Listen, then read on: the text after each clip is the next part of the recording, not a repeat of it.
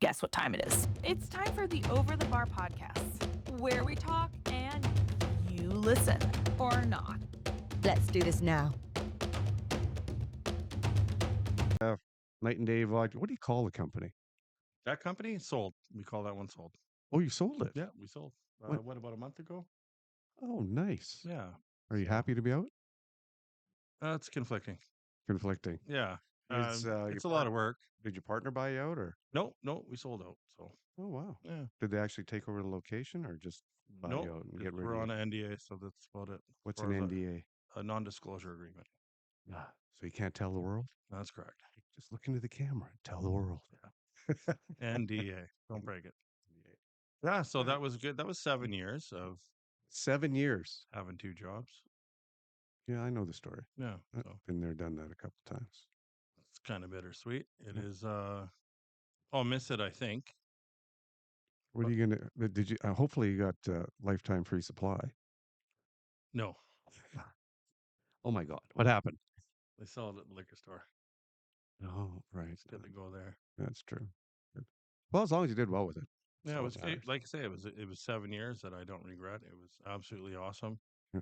It was not necessarily just off the side of my desk, but it was What did you call the company? What was it called? Vernon Craft Distillery. Burning Craft Distillery, correct? Yes. Oh. And you got famous with, I believe that was Nikki's recipe for the apple pie moonshine, Everybody wanted it. right? No doubt. Other than that, you've also got AMI clothing, Yep, and how's that doing? that's well? good. Yeah, we've done a bit of a pivot there. We're switching gears. We've added some new tech to it and New tech. What kind of new tech? AI. So you don't have to have people standing there doing anything No, anymore. we're human powered AI. So And how does that work? we're just using it to enhance the business. We're rolling with the tech, and it's been really, really good for artworking.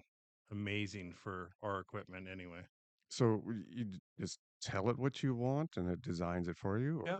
Yeah, it's as good as the prompt is. So it was a bit of a learning curve to craft the prompts, but after you learn to craft the prompts, then the art is, as you know, you've known me for a few years. All I do is draw.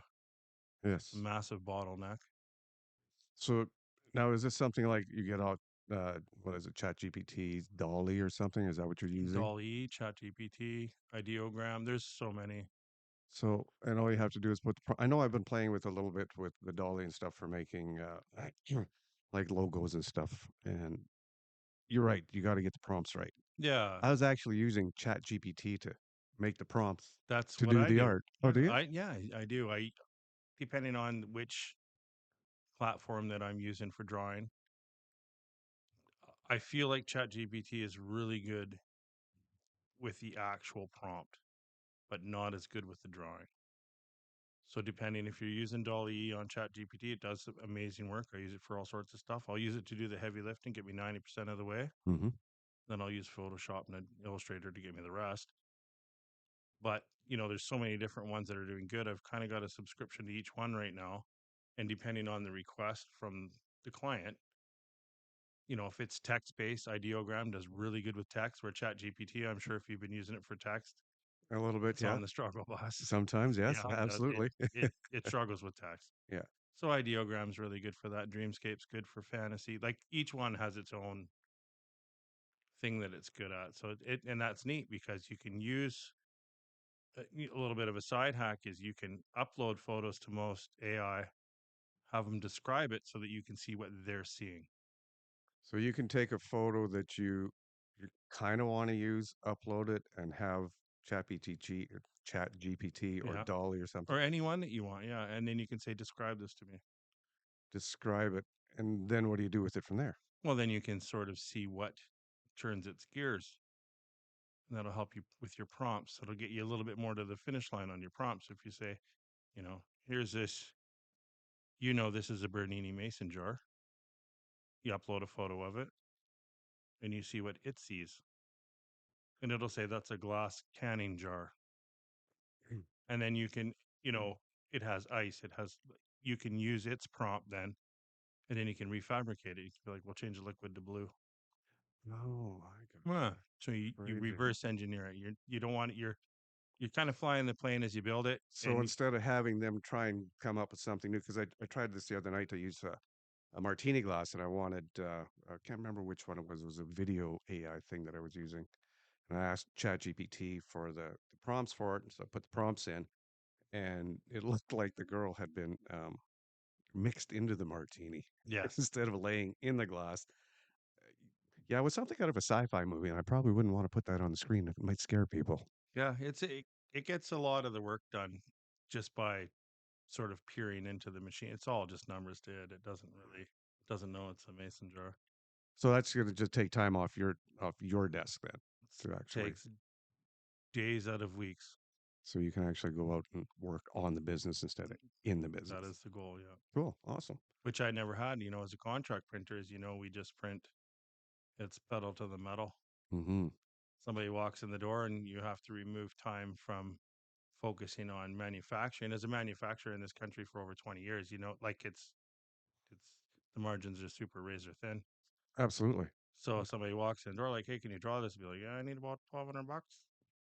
And about 2 weeks. Yeah. And Yeah. and now it's like, no, I could probably get her done in the 2 to 5, and it'll do a lot of the heavy lifting. I can send multiple mock-ups. Is this close? Is this close? And then when I get there, then I can drag it to the finish line. So other than like, 'cause I know Photoshop, the new Photoshop has an AI feature to it as well. Beautiful. Well, I guess if you know how to work it, it is. I keep getting spaghetti-looking people. Yeah. I stick to simple stuff like remove hat. It'll do that. Yeah. Add wave. Oh my God, I got to go play with mine now. Add glasses. All right, it's been good. That's been great. I'll talk to you later. No. Yeah. Yeah, you dumb in Photoshop. I mean, I've got over 20 years in Photoshop. Yeah. You dummy it right down. It's not like ChatGPT. In Photoshop, they've made it so simple that you're, I know you're a really smart, you're an intelligent person, you're probably overthinking Photoshop. Remove hat. Yeah. Add tiger. I'm always looking for the eraser on the sidebar to try and get in there, and I always go Yeah. over the line. So it looks like a 12-year-old kid drew it, or 3-year-old, something like that. Terrible. There's little things in there too, like when you do it, it'll give you 3 options every time. You can scroll through each option, Mm-hmm. and then you can delete it, or you can scroll through it and mat it right down and then add to it. So, And that's in Photoshop. yep. Okay, cool. I'll have to take a look at it. Well, if you're in the suite, you just stay with the most updated. Just always update it. Yeah. It changes every day right now. So, Oh, absolutely. I mean, for the price you pay per year, why not? I remember when that program, when you used to have to buy, it was like $2,000 or $3,000 or something yeah, ridiculous. 1,200 if you're a student. Yeah, and now it's like what, $800 a year for the whole suite. Yeah, it's for me, it's conflicting because you used to just buy it, then you had Mhm. it. Now it's like buy. True, but then you had to pay for every update too. Yeah, that's true. Yeah, Yeah. I prefer the one now. I actually tried to take a online course for YouTube with Premiere Pro, and holy man. Yeah, so I'm not doing that anymore. And you have courses knowing you already. Yeah, I'm Yeah. out. Yeah, absolutely. So other than that, so business is good. Heading south this year. Gonna go south this Are year. you Yeah. gonna take the side by side down again? Harley. Harley, you'd leaving the side by side home? Yeah. Well, I've done it all. Can't you put it on the back and take them both? I wish. You taking the fifth wheel? Okay. Didn't you? I thought you left that down in Arizona or something. It was supposed to be down there earlier, and That's right. You called and said you were going to take it down so you could fly down. Didn't do yeah, it. didn't do it. So So what I, time of year planning on leaving? I think we're leaving in 2 weeks, probably mid-December. We Looking usually for- shut down for 2 weeks in December. Our industry kind of has a pause. So you're going to have to look for a weather window to get over. Yeah, over to, oh, yeah, yeah. yeah. You've been south with us. You know that challenge. Yeah, we did that in. When did we do that? What year was that? 2019, wasn't it? I think it was. Yeah, Yeah. we went. We did the sand dune tour, Yeah. Sand Hollow. And we had great weather. There was no snow here when we left. Yeah, I think we did really. We've done it so many times that we sort of just wait, we watch, and we're fortunate that we can change the date. Mm-hmm. So if it's Friday and I know it's snowing on Saturday and we watch the passes, we've done it enough times that we'll go a day or two early or a day or two late, adjust the trip. Isn't that a toy hauler that you got? It is, yeah. So why can't you put? I'm hung up on the side by side. Sorry. I mean, I can't imagine making that trip I without could side by I side. could fit the Harley and the side by side, but it's kind of daunting. Well, just take a little less vodka up in the front. Yeah, Put more in, even that's the what weight out. Sounds, I don't know. that's all I'm bringing mostly. So what But else is new? that's it, just working. Working? Yeah, doing the work thing. Getting any hunting done this year? I tore my bicep off Tore your out. How'd you do that? lifting heavy stuff, Uh-huh. and Like you well, tore it right off the bone? I don't really know the explanation. It's a distal tear, I think they called it. It's where the tendon snaps off of wherever it's anchored into the bone. Sounds like it might have hurt. That it was horrible. I bet it was. So, okay, so you didn't do any hunting then this year? So, well, I got the tags. I was all set up to go. Yeah. Everything was in place. I did a little bit of scouting. So I was, I didn't deploy my cameras or anything, but I did do some scouting. I did go hunting with a buddy. I was ready to go. The gun was sighted in. Ready to get out It, there. it was like, and I really went the extra mile this year because I did have some horrible hunting last year, and What do you mean by horrible hunting last year? like I had some minimal opportunity, but actual opportunity to get a moose inside of my comfort zone, and sent 3 air bombs at him and didn't even flinch, which is You did what? What's an air bomb? well, I shot at a moose and hit nothing but air. So and I usually Okay. shoot one time and then I go eat, Right. and I shot 3 times, and of course I did it in front of some friends too, and my dad was there, so I'll never forget. They won't let you forget, will they? And it was the first day we was just didn't see anything. We went out by our property in the Out on Shuswap? in what's Engelhart. that called, Nunya Business Mountain, right next Oh, to Shutchenmouth Creek. I've been there once or Yeah, twice. Yeah, yeah, you okay. know where I'm. Yeah, yeah. Yeah, so We won't nail it down any. yeah, We if don't want the video whole gets world any there. traction, we don't want people showing up. Yeah. So we had it all planned, and we were, Pops was going, and Trevor and T were going with us, and we had a really nice hunt plan. We had a lodge out in the area, some local knowledge, and Daniel's got a place out there. He came out there and showed us around. The first day we didn't see anything, but we seen lots of tracks, so we knew it was there. I think we put in maybe, the usual sun up till sundown. Second day, uh, great opportunity at some moose, lots of cow calf. Third day, same moose, same spot. Came back, took a poke at him, came in, had because we seen him from about 900 yards out. It's too far, obviously. Yeah. So we got around and we hiked in. We split up as a team. I wasn't in my usual hunting rig with Dad. I was in somebody else's hunting rig, and I didn't have my radios, and I didn't have my shooting sticks, and I didn't have anything. I was just out there kind of naked in the wild with You a didn't. gun. You didn't take. No, he had a heated cab, and me and Pops had the windows out, and it was kind of cold. So I thought, oh yeah, we'll bum a ride, and it'll be good. And he's a local, so we're getting the knowledge. And yeah, he drove us right in on moose, and it was beautiful. But you didn't And get anything. it was about 550 to 6 on my measuring stick, and yeah, I didn't get him. Found out the hard way why, but needless to say, I had a broken scope mount, Oh no. and I'd sighted in. Everything was good, so it obviously happened between sighting it in the week before and being in the field, and it happens. I know that sucks. I can And remember. we had them dead to rights. Like there was no, so we would have had that thing pretty much done on the third day of a 9-day hunt, and big, beautiful, big bull. And nothing after that day. You didn't see anything. Yeah, we did. Yeah, Oh, we seen 20 some odd it cow keeps calf going. combos. Oh yeah, Oh, the story goes okay. from there. So we split up, went back down to the lake, took some pot shots, and figured out my gun was probably not Hmm. working. And so me and Pops continued to hunt. I said, "Well, I'll back you up. You can shoot if we see something." And so yeah, we seen some more moose, but we just couldn't put it together. It was either they were, and this is literally 5 feet from us in the thick, The moose was 5 feet. 5 feet. Could have smacked them. And why is he? I'm We're assuming he's still we're out there. we're in the thick. I was not in a situation where I thought we'd bump into a moose. We were trying to break trail into a power line to hike out this ridge, and there was fresh snow, so there was about 2 feet of snow. We're pushing it with the bumper, and I just made a joke to Dad because we sort of split off from the team. We gave each other our plan and got the radios, and oh, we'll do the south side, you do the north side, and we're kind of out in the back of this valley. And I said, well, we're going to go in and we're going to hike this. You can spot from there, and I'll hike over the other side of this mountain, and then we'll stay in touch on the comms. And so me and Dad teamed up. Off we went, and we were going through, that big, like alders all tucked in. The snow just hit it. It's all hanging over. We got it, Been there, done that. big Yes. steep climb, deep snow. It's hitting the bumper. I've literally got the old man's Defender HD10 pinned, like, and I looked at him, and he's laughing because it's the middle of the day. The morning hunt's over. We're waiting on the night hunt. We're kind of killing time in the middle of the day.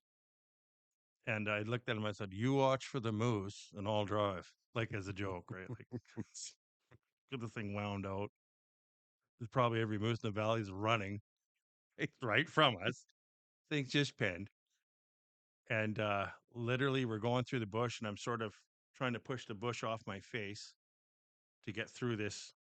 When it's all hung over, it's all gross. Snow's coming in. It's going down my shirts. I'm pushing the snow off, and as I look, there's just this big, huge Alaskan bull staring at me, and it's 5 feet away. And I think Dad thought I was screwing around because I stopped immediately. I stopped, and then I just started like trying to figure out how to get my gun and me out in all this. Like the doors were crammed up against, and it's just too tight. And I know that I'd just seen one of those offshoots going up to a landing. I thought, well, I'll back up to that. That's probably where he's going to go. And I backed up to that, and I pinned it, and we're doing like 1 mile an hour. It's Through the snow. Yes. so that I can get into a clearing where it's open enough that I can get out. And as soon as I could get out, I could see him running, but it was not an ethical shot, so I didn't take it, obviously, especially considering that only the day before, a very comfortable shot of mine was, Or you hadn't fixed the gun by then? well, we went down to the lake and shot at some rocks to make sure that it was still shooting, but I wasn't confident enough to hit a moose on the fly at 250, so I was like, Well, that's good on you. yeah. So that was 2 moose that I didn't shoot at in front of people. So you can imagine how the rest of the trip went. Well, I keep going. I like this. It was just insane after that. So you didn't get nothing that year. No, Nothing. nothing but ridicule. Non-stop action from the And has your peanut dad gallery. forgiven you yet? Not a chance. No. No. That's why he didn't go hunting this year, right? It's not because of your arm. He He just wanted- wouldn't go. We were ready to go until I tore my arm off. So, and it was one of those. I had a brain fart moment. My shop was a mess, and we've been talking about getting another toolbox and moving. I've got years of tools, a little toolbox here, a little toolbox there. So, we're gonna get a big one. We've been talking about forever. And I just got one of those huge, big toolboxes. Moved it all around. It didn't have any problems with it. And then bolted the wheels on her. Went to stand it up, and it was kind of sliding.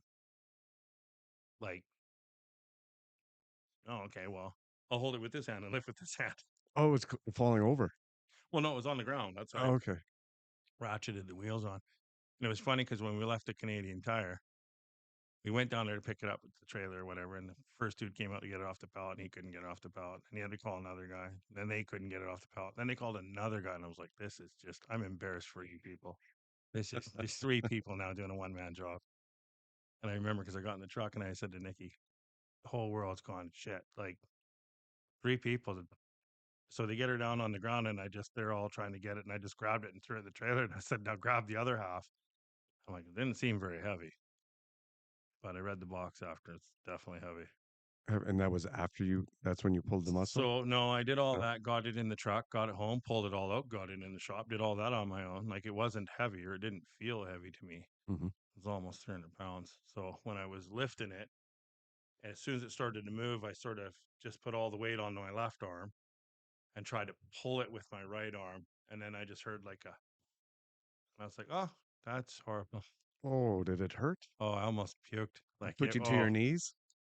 I almost passed out, actually. It was kind of like one of those moments where I thought maybe I'd actually broken my arm. I thought, oh, maybe that was the bone or something. I don't know what it was because I couldn't move my arm, and immediately it swelled up. Like Oh. it just swelled right up. It looked horrible. And that So toolbox laid on my floor for like 3 days. so obviously you went to the hospital for it. Not right away. I had Nikki had them because I thought maybe it would just the swelling would go down and we'd Okay, so get how take. many days did you wait? No, I went that day. Oh, Like did you? it was an obvious. Like it was. I knew something was broken because I couldn't move my arm. And so did they have to operate, or do they have to operate? So there's yes, they should have. I think. I mean, that's a whole other podcast Okay, about that's living in this country. the I guess. medical. Oh, we can talk about that for Yeah. sure. So Absolutely. so we went to the hospital, and then I guess I didn't lay on the ground and cry, and I need to learn to lay on the ground and cry. Mhm. And they were like, "Are you like, does it hurt?" And I'm like, "Yeah." She's like, "What?" And I'm like, "Level 10. Like this is." And I know I could tell when she looked at me like, Are you sure it's a "Are you level sure?" And I'm like, 10? "Yeah." Like it really hurts. Feels nauseous. I don't feel good at all. So then I kind of had to convince them to like maybe do a scan or something or whatever. So they move you through emergency or whatever. I mean, I wasn't having cardiac arrest, so I guess it wasn't a big deal. Like You weren't dying right there on the yeah, spot. so I get it. So they did some stuff or whatever, and they said, "Well, we'll do an X-ray right away." Because they're like, "What happened?" I'm like, well, I think I broke my arm. I don't know what it is, but it's all swollen and it felt like a snap, and then all of a sudden I had no leverage, so I think it's probably broken. So they X-rayed it, and they said it was fine, but it was clearly swollen. So the doctor said, "I think that you pulled your bicep off," and I was like, "Huh, that doesn't sound good." He's like, "Well, we'll let the swelling go down. You come back in the morning. We'll do some scans," and they did ultrasound. And I could tell by the way that they were fumbling around with the ultrasound that they're like, oh, can't see anything. Something is not Yeah. good here. So then they called in the boss, and then they did some more ultrasounding, and then yeah, so it's torn off. So then the doctor's like, well, we'll give her a few days to calm down, then we'll do an MRI. Got to see the surgeon. I went in to see the surgeon. He said there's no point in doing an MRI because you tore your bicep off. And there's two ways you can do it. You can do it from the top, long head, I think they call it, and the other one's distal. I'm not a doctor, so I'm not entirely sure. And I said, well, I did a little research because That's what we do. Yes. it's 50% of my ability. So I was a Yeah. little curious. And I said, I hear that you need to get her fixed like pronto within 6 weeks. And he's like, well, yes and no. I was like, well, like, is it broken? He's like, yep. Oh, yeah, for sure. You tore it off. You tore it. But we've only been fixing it for the last little bit because we can. And I was like, okay, well, so she got the MRI and it didn't get cracking, right? And he's like, oh, you could. I was like, or like there's a lot of pausing going on. He's like, well, you're 50. And I'm like, yeah, so he's like, it's your non-dominant arm. And I'm like, it's 50% of my body Right. and of my ability. Yes.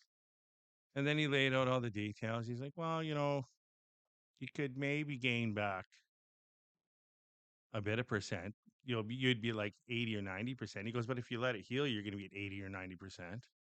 So they actually didn't want to do anything? Didn't even want to do an MRI.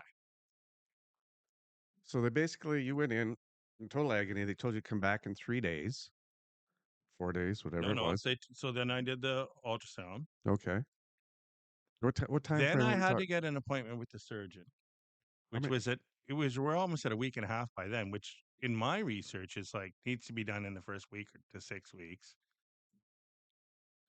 And then the surgeon was like, well, it's not what do you do for a living? I'm like, so, I'm not a logger. This is pretty clear. I run a keyboard or whatever. I mean, I'm in business. I'm an entrepreneur.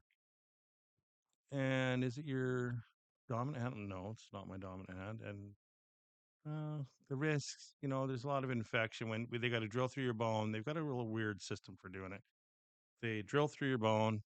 They kind of drop like a little pin into there, turn it sideways.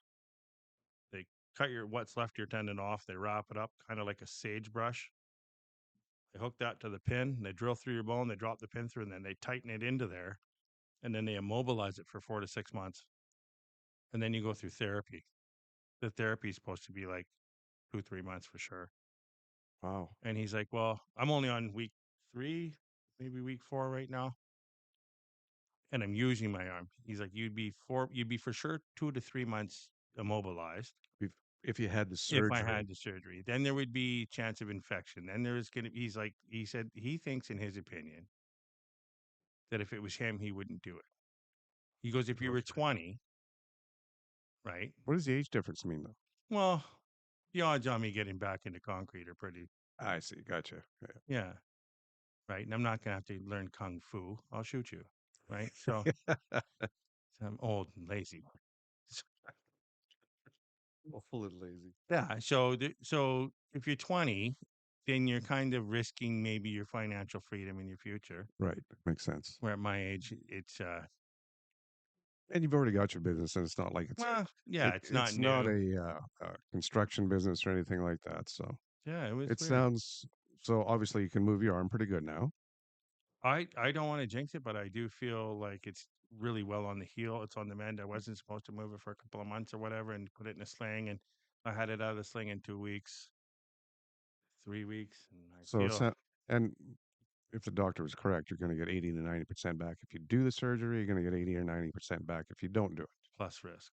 plus risk. So now you're sitting there, you're already starting to use it. You're not going to be walking around with an arm tied behind your back for the next 6 months. So, Using my arm. yeah, well, look at that.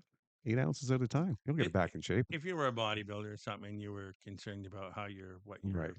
how your bicep would look, That would make sense. I'm not at all concerned about that. So Mm. I was more concerned. It had problems with numbness. So in the first week, like I couldn't feel my hand because I guess it all, when it swells up, it screws up with all the nerves. He goes, and that's exacerbated it when they drill through you. So your chance of numbness in your hands, and I love guitar Mm-hmm. and I type for a living. So numbness in my hands are probably Bad thing. a For bad thing. sure. Yeah. Absolutely. So I'm a little bit weaker forever. But So are you, I would assume you're going to go to physiotherapy then? no. No Good physio? guy. Why Oh, not? well, I just Google it all, right? Smart guy. I know the exercises. I talked to him. He's like, if you don't, because I asked him, do I need to do it? He goes, you would for sure if we did the surgery, there'd be no way around it. But like, Mm, he showed me the exercises that, like what it affects. And I'm really cognitive of it. I understand what I need to do, and I've been doing it. okay, good. And I haven't been using it for lifting heavy things because I know that it's a problem. But I have, I'm moving it the way like they say that I always thought bicep was like for lifting, Mm-hmm. but it's not. It's for this. Hmm. Yeah, I was surprised. He says there's another muscle under there for the lifting part, so it's not really about that. Isn't that something? That is something because Uh, I mean, I've lifted weights for quite a few years, and I know after an hour in the gym pumping iron, you're like all pumped up. and You they're feel like, hurting. "Ooh." Yeah, It's not the bicep it is to a certain degree, but it's mostly for the there's a turning, for term for it twisting. that can't remember what it is. It's a big word, Crazy. but yeah. So I feel good. I feel like I'll be fine, and I think I missed 2 hours of work or something. Whatever, just keep going. Right. So Now, what are you gonna no, do? I missed one day, the Monday or whatever. I couldn't come in, and I What are, don't know if it was because it hurt too much or because it was my ego that was like my pride was just hurt at zero. from lifting You 50 tore your muscle blocks? off, you weak bugger. So I was, Oh, that's all right. I was down. but Okay. Do I have to get microphones for you guys too? Yes. Okay. Sure. Yeah. So, we got an election coming up. Are you excited? I don't know. I am. Are you? Absolutely. Guess why? Tell me. We won't have a liberal government anymore, Well, that will make me very excited. right? Yes. I can't. What was that? The oh, cutting GST from December 14th to February 15th. What is the reason? Like, what's he trying to do? He's trying to buy votes. Yeah. He's going to give Obviously. anybody that's got a business of 10 employees and less. You and I are getting a $4,000 check. Yeah. Right. Yeah. I don't want it. No, because all it's going to do is he's just going to reach back into the pocket next time for it. Well, I was getting. You're in business. All we do is write checks to them, so I'm not super interested in him writing one to me. He can. Why doesn't he just say you stop writing checks to me for a little bit? That'd be nice. Yeah, right. Cut the tax. Like bring it down to a place that's livable. The unfortunate part is we are not going to get out of this debt that we're in. What is it? $3 trillion in debt right now. or 30 trillion? No, that's the I don't know US, the I think. exact number, but Renee, I'm trying not to what's look your at it. Google skills at work? What's the Canadian government in debt to? How I think much? it's 1.2 because they started at 1.2 trillion because I believe they started at 600 billion. And I'm not. In You can check these. Yeah, 2015. Yeah, I yeah. believe So so, yes. I those are old numbers, I believe, and you can check it. But I believe that we were at 600 billion, and now we're at 1.2 because he doubled it. So I'm using simple math. But for the record, I also believe that he acquired more debt than all of the other prime ministers combined. That would not surprise me at all. Sorry, what was that? Oh, look at that. There Yeah, he is. 1.2. What a good guess. 1.242. Look at how fast Wow. that's going up. And he started at 600 And look at billion. put that back up on the screen for a sec. Mm-hmm. Look at our share. Every Canadian owes $29,642. Oh, the souk troll. Growth of debt per day, $109 million every day. Yeah. $109 million. Now, I feel like it's easy to pick on him, and he makes it easy because he's not qualified. And I'm not saying that I'm qualified, but I know that I'm not qualified. I definitely know that he is also not qualified for the position because I think that I'm more qualified, and I know that I'm not qualified. yes, but you and I are used to running a business. Like Well, money that's so comes the in. metric that you look at there, and that's why I know that metric. That's why I know it went from 6 billion to 1.2 trillion because well, that's the metric that me and you use to stay in business. Right. So that's the metric is our debt and our profit. Everybody looks at a P&L. Hmm. We look once a week. The wife and I, we're constantly nattering back and forth about every little penny. You have to. That's how you stay in business for 20 some odd years. I don't think he's ever done that. He's never had to natter. The pennies just No, fall from the that's sky. isn't that Krista Freeland's job? Yeah. Who's she? So Yeah. I don't think that, I think that he shouldn't even have ran. I think it was dishonest him to run. He ran on his father's name, and his father was Well, it pretty wasn't famous he politician. did it was the Liberal Party that approached him to run I because of still his would name. not have Because of run. his name. Yeah. And I feel like he's done a disservice to teachers across the world because people are shitting on teachers thinking, well, he's only a drama teacher. I'm like, okay, well, that said, there's nothing wrong with being a drama teacher. That's an honorable job, actually. But to be a drama teacher and then go pretend to be a surgeon, you'd shit on him. You'd say, hey, you're not qualified. Say, well, you're not qualified to be a surgeon because you're a drama teacher. Hmm. And there's nothing wrong with that. That's great. Some of the most influential people in my life were my teachers. I had a few people that believed in me and a lot that didn't. So you think because Trudeau is a teacher that the society is now looking down on teachers? Well, no, I think that they shit on him, say, well, he's just a drama teacher. And I don't think that's a fair statement. I think drama teachers are great, math teachers are great, and Oh, teachers are I good, see and we what you're need them. getting. Yeah, yeah, yeah. But just I because, understand. yeah, because you did good and he didn't even do that. He was a part-time drama teacher. He wasn't qualified to do the job that he's doing today. Did he ever have any political background? Any political Yes, training? father. That was it? Well, I mean that it accounts for something. I mean, if you grow up in a house full of doctors, some of it's going to stick, right? Yeah, it's You gonna grow rub on off on you. like there's a certain amount of politicking that is important, right?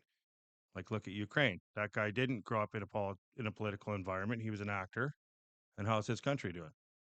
Yeah, Well, he's they at got war. That's called bad politics. Your number one right, goal as in politics is to stay the fuck out of war. right. And he's in war. So we'll be more soon, I would imagine, if we continue to allow the sort of insanity to go on where you just say, well, this is what we want because it sounds good. We're going to eliminate greenhouse gases and we're going to do these things. Like he's he's made the country considerably poorer than when he got in, and he should be ashamed of himself.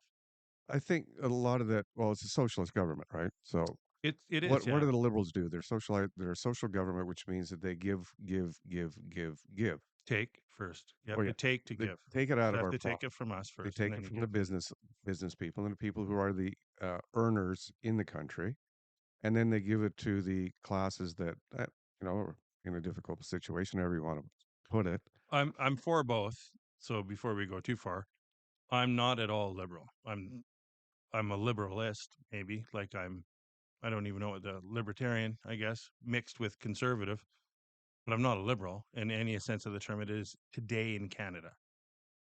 Now, that may change in 10 years when you look back on this, but you can't give to somebody something that you have to take. There's takers and there's makers, Right. and they don't identify those roles. They say they want equality. They're like, well, you have to treat everybody the same. Yet then as soon as you make over $50,000, they rob you for 50% of your income. 34%, isn't it? Like, Well, it's I just- don't know. I'm It's up there. splitting hairs here Yeah. at this point. So it's okay to be judgmental and discriminate against people based on their income and their ability. That's like saying a guy in hockey gets 6 goals and they take a few away. Why? Well, he's pretty good at it. Well, we're going to give him to We'll this share guy. the points to the other. Yeah. Yeah, gotcha. So to me that I'm for taking care of our senior citizens. My parents are senior citizens. My wife's parents are senior citizens. I knew your parents were senior citizens. Like I'm for it. But we But I'm don't, as a country, we don't take care of our senior oh, citizens. we're so far from taking care of our senior citizens that they should be. That's what I said. They should be ashamed. They should step down. It's like, okay, well, this isn't working. We also have the ability, like if I was running the country, and I'm not saying that I'm qualified, I'm definitely not looking for a job. But if I was, we wouldn't even have income tax. Then how would you run the country if you didn't have income tax? Well, we're drowning in oil and trees, and we pretend like we're in the desert. We're drowning in oil and trees. I understand that. But Fish, trees, oil, they say they're all against them. Those are all wealth generators. Those things there are massive. You look at other countries that did that, it's absolutely 100% we're dependent on, like the lights that are running in here, everything that's going on is energy independent. Like you need to have energy to be prosperous. So here, the entire country got rich on cheap resources, the entire country. And now we want to tell what third world countries, oh, we're banning it. Go hungry, Africa. We don't care. I'm not getting your drift here because we're trying to move. I understand that what they're trying to do. They're trying to move to a greener, cleaner energy. I'm for that. Absolutely. And we already are. We're one of the cleanest energy countries in the world. Right. So our policies, and you got to admit, there's probably a few too many, are some of the best policies to bring, like, we don't just go pump oil into the ocean, right? Yeah, Victoria's shit in it for 100 years, and there's some bad history there. You know what I'm talking about. Absolutely. Yeah. It's flush out there into the Londa Fuca. No, I think they still have that big pipe They going don't out there. care, I think right? so. It's horrible people, monsters, really. But then, so what they do is we build a country based on clean, cheap energy, and then we ban it. Why? And then we're literally taxing the air we breathe when we're already, like, you take your truck. You still driving a big truck? Absolutely. Yeah, me too. You take your truck. This is one example out of many. We could sit here all night and just talk about energy. You take your truck. What makes your truck so expensive? Uh, Is it those leather seats? No leather seats in my No, truck. because we're eating cows all day. So That's right. leathers should be free. Cheap. Not free, but cheap. Absolutely. What makes it so expensive? It's What? got to be the tooling and stuff to put them together. Well, you're in business. So say the government bangs on your door every day and gives you 5 more mandates of what you have to do to comply. Right. All right. Just so adds price fine. to it. So you take people that have no clue about business, government. You want it done inefficiently, do it to the government. And that's not a dig on the government. That's common knowledge, right? They're like, what would cost me and you? Me and you could sit here right now and have a policy meeting about our shipping's not working out. 10 minutes later, that policy has changed. Done. And We're if we couldn't use that shipping company, we'd be looking for another one right yeah, away. right. Yes. So really, it's distilled down to, in its essence, if you were to really distill it right down, it's Marxism versus capitalism. Mm-hmm. So Marxism representing the government and our socialist government, and just bogged down in policy, and they don't know their fucking ass from their elbow. And then they got to talk to 10 other people to quantify the reason. And then they haven't had to talk to another 10 people. Like, it's just no way to make it work at a certain size. There's too many people There's too many people trying to do it. That's into right. the same thing. So if me and you own a company and we're partners, we sit down and we go, hey, this is not working. This is what we need to do. Just 2 people. That's all you need. 2 minutes later, it's figured out. Not a whole cabinet of people there to give their own opinions. Everybody's got an opinion, even if, hey, this farmer did this and that. No. So you got Marxism versus capitalism. So all the Marxists go, they say, you know what? Whatever, this guy's too fucking dirty. So then they go to Ford and they go, you know what? this is how many parts per million can come out your exhaust. They're like, well, that's going to reduce horsepower and fuel efficiency. I don't fucking care. Right. Because I don't know. So I'm a drama teacher. So they don't know. So Gotta drive a Tesla. yeah. So they implement this policy and they go, well, Ford, fuck you. This is what we're doing, and get on board and fit in or fuck off. We don't really care. Mm-hmm. And if not, we'll just bring in more trucks from Japan or Toyota or some other fucking country, and we don't care. And they'll toe the line. It won't matter. So if you have a big truck, here's a funny experiment. Talk to your buddies that have big trucks. I've had a big truck forever. I always buy a big truck every 3 years. I used to buy one. What's your fuel mileage like when you buy them? Well, they're garbage. And then you always talk to another guy goes, got your exhaust off. And you're like, fuck, I'm not doing that. The engine's so expensive. If I blow it up, then what? Well, then I have no warranty. Mm-hmm. And then I'm hosed. Mm-hmm. Oh, okay. So I drive my truck around. I drove with you. You remember how many gas stations we got to go to? Every 250 kilometers. So on that trailer, every 250 kilometers, I'm like, Carmen, you have plenty of gas stations. This thing's out. Just drinks it. 35 liters to 40 liters per 100 kilometers towing. You remember that, right? Yeah, but that's something it's never even entered my mind. I don't care. Because if I'm buying a big truck, I got to expect that it's going to pull a no, shit but we're ton of money talking out of about my the pocket. environment. We're not talking about money. We're talking about the environment. So green, Yes. because you want to be good. Like, I don't want to leave this place a dumpster fire for my kids or my grandkids, right? We want it to be nice. So they've poisoned our brains to say, well, to be good, we have to do all we've this. dumped all this policy on Ford and Dodge and everybody else, and they have to comply.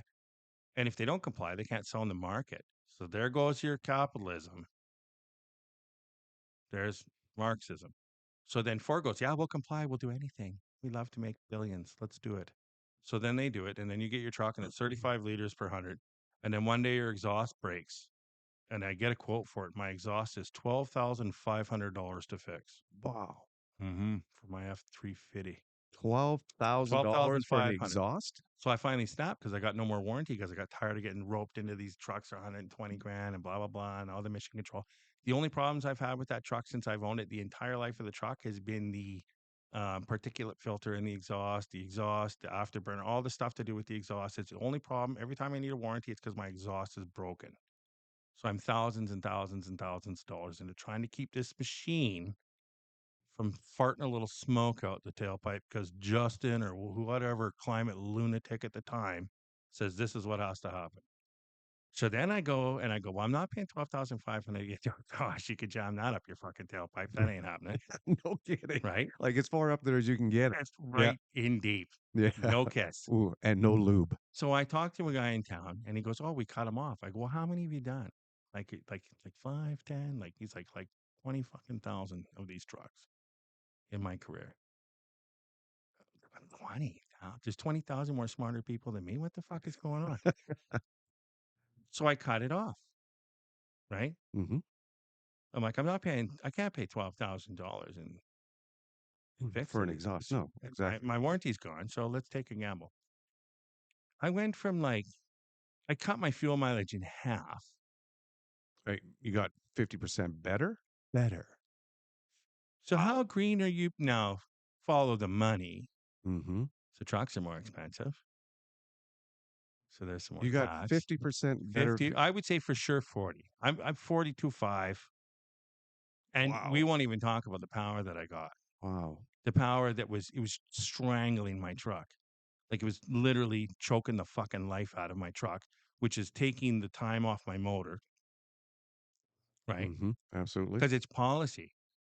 It's not like you go down to, like, it used to be whatever wins on Sunday sells on Monday. So if you removed all that, is there any legal liabilities? Like if you get pulled over by CVSA? Well, I put it all back on. Oh, excellent. Good. Oh, I was wondering it's all about compliant. No, it's just temporary fix. I didn't want all that amazing fuel mileage. Right? Oh, I got to save the toads. Right? So we're saving them. Yeah. And we're fucking killing everybody else. We're killing the poor. We're killing your daughter. We're killing my daughter. We're killing our grandkids. We're strangling the fucking life out of them. For what? And we're the only country doing it. Oh, and we have the least amount of pollution in the world. We're a really good country. We don't even have people. Pollution. Fuck, we don't have people. That's true. Yeah. For a landmass that we have nothing. We pretend like there's some sort of like land shortage. Get in an airplane. Fly from fucking Vancouver to Calgary. There's nobody here. It's empty. It's a barren Empty. landscape. And they're like, oh, I want 800,000 for a trailer in Vernon. No, you're crazy. It's not. There's no value in it. Right. It's nuts, and that's part of that mandating things and saying you can't have land. So then they make like here's how business works. This is how all things work: supply And and demand. demand. Our real estate should be $10 an acre. Absolutely, because we There's have no people here. it's empty land. It's empty. Absolutely. There should be no value Well, on your guess what land. is it? The government won't release the land That's to be correct. developed. Yeah. That's Well, right, which because land drives. is precious. Yeah. Yeah. And that would be There's a no way. trees either. Don't all those green shit you see in the woods, not there. Just don't look at it. Oh, Go to exactly. Put your Vancouver, blinders on. and they get these guys, because density and the masses rule, and I'm into that. Like I get it. Like people vote, and they go, okay, well the masses say, and I'm like, fuck, I get it. So democracy, I get it. Mhm. But you got people in Vancouver making rules for people in Enderby. And the people in Vancouver have no idea what's And even out people here. in Toronto are like, your trucks are shit and fucking should have electric truck. And what the fuck are you talking about? They don't know. They ride the fucking train. There was a study done, I'm going to say 10, 15 years ago, that there's a certain percent of the population that lives in the city that never leaves the city. Yeah, Ever. it's idiots. They're born there, Sad. they're raised there, they die there. I'm from a place like that. And not all people there are like that, but I'm from a place that's similar to that. Vancouver Island. You've been there. You've been there Absolutely. with me. Yeah, it's a beautiful You've island. been to my mom's house. Absolutely. And I love Vancouver. Don't get me wrong. I'm not fucking throwing shade on Vancouver Island. It's a beautiful place. But I know people that have never left there. Never left the island. Why would I leave here? Crazy. They don't know. Right. And those are the type of people who are voting in our electoral it's because system. it's dense, right? So the people that are in Victoria are voting for the people in Tofino, and it's disgusting.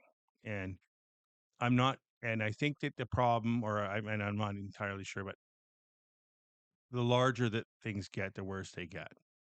The better the larger government, the government government, gets. right? Absolutely. 100%. Because then they're out of touch. And I think that if you could shrink that down and go, okay, well, and a lot of people, oh, well, how are you going to get your roads paved? Well, fuck, we had roads before government. So we won't even, that will work itself out. Because then when places have a value, people will go there. Roads will get built. Absolutely. Roads will get maintained. Shit will happen. That's called local taxes and stuff. That's right. And I think that if you took, and I'm not saying, I'm not like, hey, we don't need a federal government. I mean, but the federal government should be doing things that they're not doing. They shouldn't be telling you to not drive your diesel truck, right? And to, like California just passed, like no RVs, no diesel pushers. That just happened. That's recent. They can't sell them. You can't drive. Yeah, they're dumping the sales on them. So like if you wanted like a big Prevost or whatever, no more. They're not allowing it. You can still drive through California with them, though, right? Why would you? Right. That's true. Good place to have a shit. Leave there as fast as possible. Yeah. Sunny shit. Yeah. And it used to be beautiful, but why is California so busy? I don't know. Why is California so busy? It's the weather. Yes, Right. absolutely. So that's capitalism. So people capitalize on it. They said, you know what? I don't have to live in Toronto. Toronto's a dumpster fire in the winter. I'm going to move to California or wherever it is that they were living. And they got on the map and they go, well, what's the average? Get on your map. And well, they have the best weather and, firestorms and stuff. Really bad taxes and fucking $7, on gas. And they have all crazy laws. Yes. all sorts of other problems. Yeah. But it was the weather that brought them there. But if you look at Canada as a whole, what do they say? 90%? I mean, maybe Nay, you could Google this. 90% of the entire country lives within 90 kilometers of the southern border. 90% of the U.S. population? Yeah. I don't know if I'm right. Google it, maybe. Maybe we use that fancy computer. But I believe that it's like 90% of all Canadians live within 90 kilometers or 100 kilometers of the southern border. Okay, yeah. Yeah. That's insane. That means the density of our entire populations wishes that they live further south. I don't disagree with that right. at all. Because our weather, right? So if you extrapolate that data, that's how California got so fucking full. Because people are like, hey, it's nicer there. And they're right. They're not wrong. It's nice. No, it's good beautiful weather. there. Yeah, it's beautiful. No, not shoveling snow. They got the ocean, I think, keeps it a little bit cool in the summer, keeps it a bit warmer in the winter. Well, and then once everybody got there, then they hammered them with policy. So everybody needs pickup trucks and everything you have came in a truck. Mm-hmm. So then why not regulate the hell out of it? Why would you do that? That doesn't make any sense to me. I mean, you would think that lower fuel prices, less policy on cars making their fuel mileage worse would be better for your people. So you don't agree that these big trucks and even our trucks are contributing to the environmental problems that we're having now in the greenhouse gases? I would say definitely they have a part of it. Yeah, for sure. Okay. So, but So would that not, what's worse if wouldn't you're, that be a reason as to why then the government is trying to mandate to get rid of these fossil fuel vehicles? Like, don't get me no, wrong, I don't, have a I hybrid have electric zero sitting in your interest driveway. I Yeah, have zero interest in getting an electric vehicle I have one. until you have one. I got an electric golf cart. I have 2 electric bikes. I have a hybrid electric Jeep. Yeah. I have Okay. them, but I don't have them for the reasons why most people think I have them. Right. I need my trucks to, because obviously these electric trucks are not going to be able to do what I need them to do. No, And not for 100 years. Yeah, not until they get to that. Can't our our electrical grid cannot handle all this. But That's true. I do understand that fossil fuels do play a part in what they're calling our greenhouse gas problem. Now, you can also go back and look in history, and we're actually at one of the cooler points than they've been able to track throughout history. The world, the world, I guess, goes up and down. Temperatures go up, they It's come down. cyclical, yeah. They go up and they go down. So I think we're just in one of those things. Now they're As do saying I. it's going faster, is what they're trying. What I'm understanding now is they're switching their narrative. It's not that, hey, we are getting hotter and we can't. What they're saying now is, oh yeah, it definitely gets hotter, but now it's going faster. I think But I also do not believe. we're in change. We're changing. Yeah, But I believe we always have changed. absolutely. Yeah. It's the rate of change is what they're worried about now. So, do I believe that we need to get rid of fossil fuels? Absolutely not. That everything that we have is you can't get Everything. this The without headphones, this microphone yeah, I'm talking into, everything that we're everything wearing, yes, is going to fossil have something to fuels. do with fossil fuels. Can we do it a little bit better? I think in Canada, I think we do it a bit better. Yes. And I think that if we're going to have that conversation, we've got to pretend like everybody in the room's an adult. So when they look at you and they go, well, this is what we're doing, and they pick one thing like CO2 and they go, we want you to reduce your CO2, you got to say why. No, but we're doing that because we get carbon tax. No, but well, yeah. Let's fucking pay it out. Yeah, let's just give it because that's going to work. Right? Yeah. The more money I give You you, need less to carbon we stop have. driving your truck. I'm going to get on my jet and head to Tofino and surf, bro. Right. Yeah. Yeah. Exactly. Yeah, I get it. I've seen the video. But if you were just to take that, just so that simple point that they say about the CO2, and I'm like, I'm not driving around in the woods tossing cans in the forest. Like, I'm a pretty good fucking human. We pick up after ourselves. We do all those things. But if you're to look at the world, not humans, like we think we're pretty fucking important, but we're not. The world used to just light itself on fire, not put itself out. Mm-hmm. Absolutely. Burn for forever. years. Forever. That's why we've had all the problems that we have with fire now, is because forest management has dropped the ball. You couldn't create the kind of destruction upon this place that this place creates upon itself if you fucking tried. It's not possible. So if you understand what a tree is, and you understand the cycle of nature and how trees work, those trees weren't there 1 billion years ago. Those are all new fucking trees. The ones we have today. Absolutely. Yeah. Yes. It regenerates. There's like seashells in Calgary. In Alberta. There's fucking seashells. There was an ocean in the Alberta. Yes. So what are we doing? Are we doing anything that great? No, we're not moving oceans to Alberta. We're not doing fuck all. Nope. No, the mountains built themselves. There's a lot of things that happen here that people can't explain. And I think that they get a little terrified and they go, well, no, it's me. They think they're that important. You're not that important. It's sad. I mean, it's heartbreaking, but. Yes, but the government, and well, it's a narrative. That it is a narrative. They throw these stuff. Remember acid rain? Dude, me and you have been friends for, I can't even tell you how long. Long enough to know that we didn't die in acid rain. Long enough to know that I've printed shirts for swine flu and acid rain and all sorts of shit.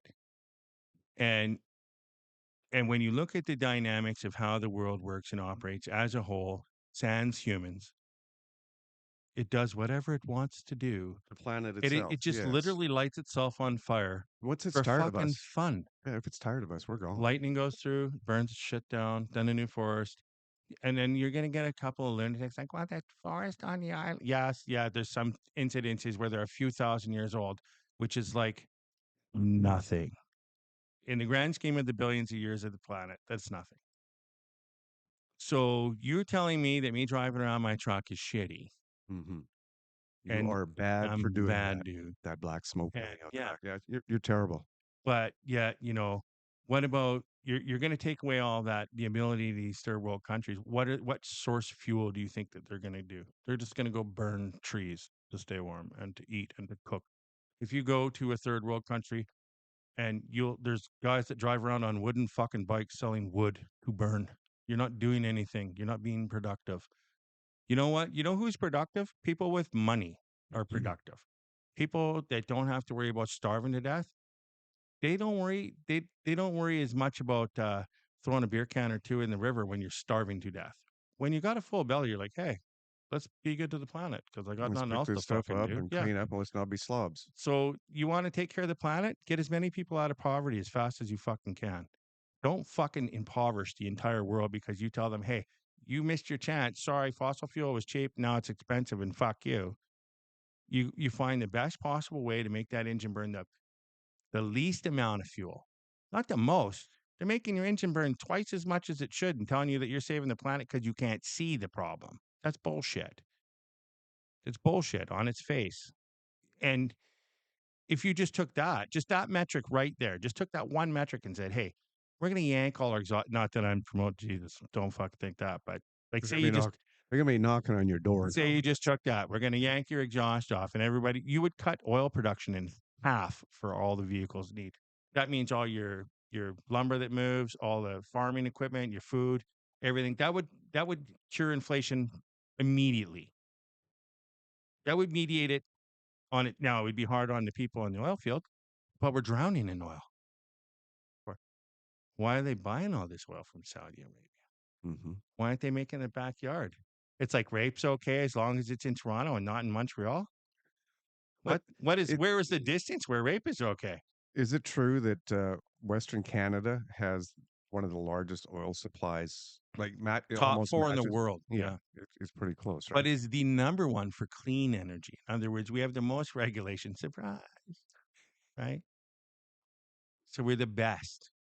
At doing We it. don't just have the most. We care. We go in and we clean it up. I know people that are in it's called mediation. They go in after the after you have a well and you tap on all its resources or whatever.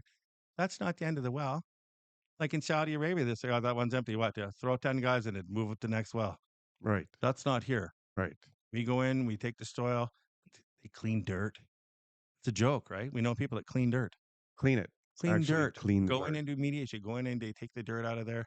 And I don't know if they're bringing it to Mars or what they're doing with it, because that's kind of funny, right? We I'm clean just dirt. thinking, what are they doing? Are I they don't know. scrubbing it on a scrub Maybe board? they steam it. Who knows what they do? Or maybe they mix it into other clean dirt. I have no idea what they do. It's probably something we should Google.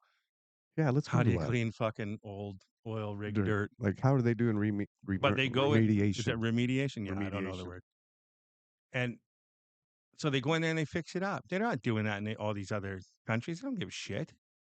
They just go in there, they drill, and then they put it on a boat. That's fucking logical. And probably dump it in the ocean. Well, no, they boat all that oil over to us. Yes. Like, it's illogical. If your neighbor lived 10,000 miles away, it's like I say to you, Carmen, here, do you want this water? Yeah. Mm. Okay, well, why don't you go to like Toronto and get it? Well, no, I want to be good to the planet, so I'm going to go to Toronto. No, I have a glass of water right here. Like, what are they doing? Right. There's no way. And I know that we've enslaved these other countries like China. That's how we're talking to these things that probably come from there. I don't know.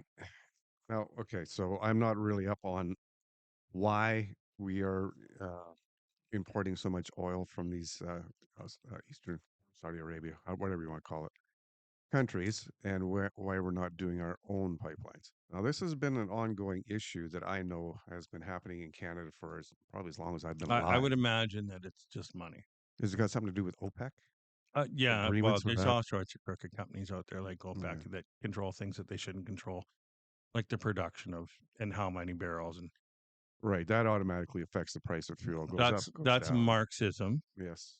versus socialism and versus capitalism. That's so that we're kind of a hybrid of a Marxist socialist country. So we've got all sorts of weird socialist policies, and then we pretend like we're capitalist once in a while when it suits us. But generally speaking, there's capitalism was brought out behind the barn in Canada years and years ago, shot in the head. And you know, because you're in business. So Right. there's no true actual, you do a great job, you do this, you do that. There's so much regulation in there that affects it. And with anything, when it gets too big, like you want, like, I don't want to buy a steak from a guy and be like, is it dog? What is it? Right. Is it cat? So there's regulations required. So there's a certain amount of socialism you're going to have in government that has regulation when you get anything that involves Sure. That's where government safety. should be. That's right. So Is safety, and making oil's sure that we're tied not into that. poisoning Yeah, people. yeah, Absolutely. oil's tied into that. We can't. There was lead in the gas when we were kids, and there's all sorts of stuff, right? Can you imagine all those kids that were huffing on them exhaust pipes back then? Are they still alive? Well, yeah, I don't know, right? I don't know. But it's They're, probably safer for them now. I I don't know. You got to believe what they tell you, but you really shouldn't. But that's kind of where we're at, right? I mean, there's a certain amount of regulation that I totally believe in. I don't want my family subject to poisonous meat that was harvested in a swamp or whatever. You know, that's what I would eat. But Yeah, if that's I, exactly. if I Hang on process though. my own meat, I would do it, right? Hang on. If we're allowed to eat meat next week. Look at that headline, right? Zero meat by 2030. Oh, she's going to be depressed. Oh,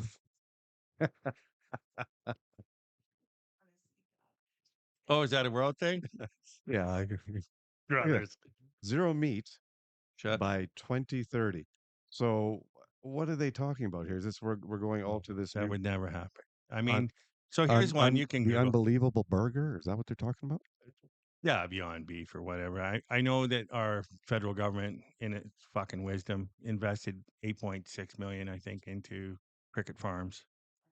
Yes, I did hear about that. This is a real thing. That's for our protein because it's very high in protein. Well, they want to make a powder out of crickets. Well, I do understand that with the way the population is going, we are going to run out of food. We're never running out of fucking food ever. How do you figure? Because it's a fucking thing. It's a resource. So If you don't have no, if you don't have supply and enough demand. resources Trust to me. feed people, You think you can't figure out how to get 2 cows from fucking, or 2 more cows from 2 cows? We're never going to run out of food. Fly to Calgary. Look at the land. There's no I talk to people that are like, oh, we're running out of water. I'm like, you're a mental case. You we're have definitely fucking not brain running out of damage. water. The We have Earth's more like water. 70% water. Well, we can't drink it. I'm like, you can't drink it because you're stupid. Right? Everybody else can fuck Desalination that. That's right. plants, yes. Everybody else can drink it but you. You Mhm. dumb fuck.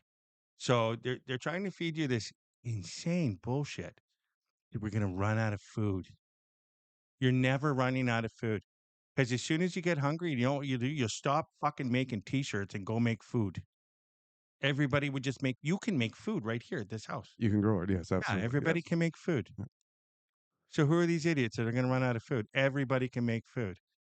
Food price might get crazy. It might be a little bit weird. You might have to do some things you didn't want to do, right? Like get a cow in your yard or something, but you'll always have food. Our government regulation won't let you have a cow in your yard or a chicken. There's food. It's all scarcity is bullshit. It doesn't mean anything. It's all fake. Huh. It's all fake. Because I mean, think about it. Me and you don't even have to even. They make you go and build some property. They're going to make you tie into the grid. And at this point in our life, why the fuck are you tying into the grid? What for? You can't figure out your own energy? Yeah, but Look at how we it's live. not Just get in us, your though. RV. No, well, I know, but that's what You I'm and I are saying is on a little bit different scale. I'm Nope. talking about the average.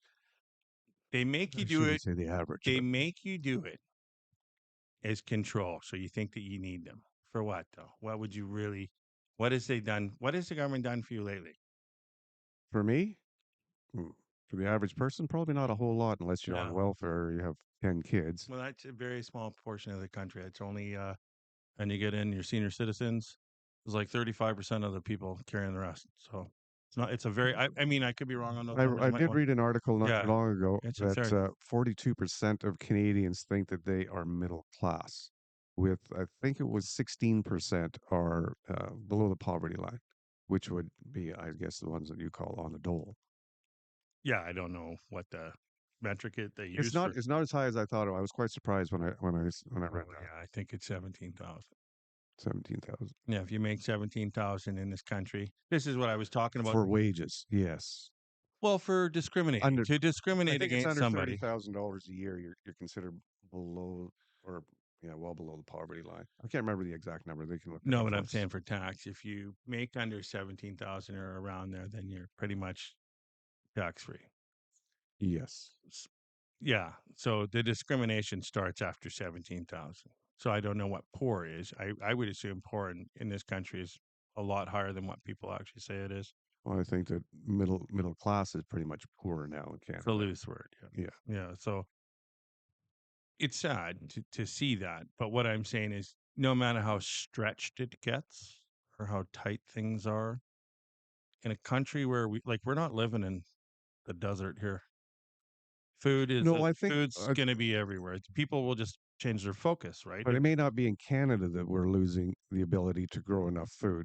As our population grows, it's going to get more difficult and more difficult because we only got so much farmable land. Well, I mean, we're in a bad I'm sorry, position. but you can't drive one of those tractors up the side of the mountain there and plant some grain. No, that's true. But you'll get, if you let the people do what people do, They will be able to they'll feed innovate and they'll themselves. figure it out. Yeah. Yeah, I mean, Because that's every what we do. apartment building that's 20 stories high can have a garden on their deck. Yeah. 3 generations ago, Carmen, from your generation, 3 generations ago, they weren't going to the grocery store. No, they're growing their own. Yeah. So 3 generations ago, if you were weak or couldn't figure it out or you died, that was it. You're the Yes. result. You're sitting here the result, well, of some pageantry between Bernice and Peter. Yes, absolutely. But basically, of a bunch of genes and generations of people that fought for their life to live, that didn't even have food. 4 generations ago, they were wandering through the woods. 6 generations ago, you wouldn't recognize them. They were not worried about food scarcity because there's no such thing. Because if it's all you need, it's all you focus on. True. Right? So they'll run out of iPhones pretty fucking quick when the food gets low. Absolutely. People will just stop doing things and they will go and make food and it'll be easy. It's not even a thing. It's a nothing burger.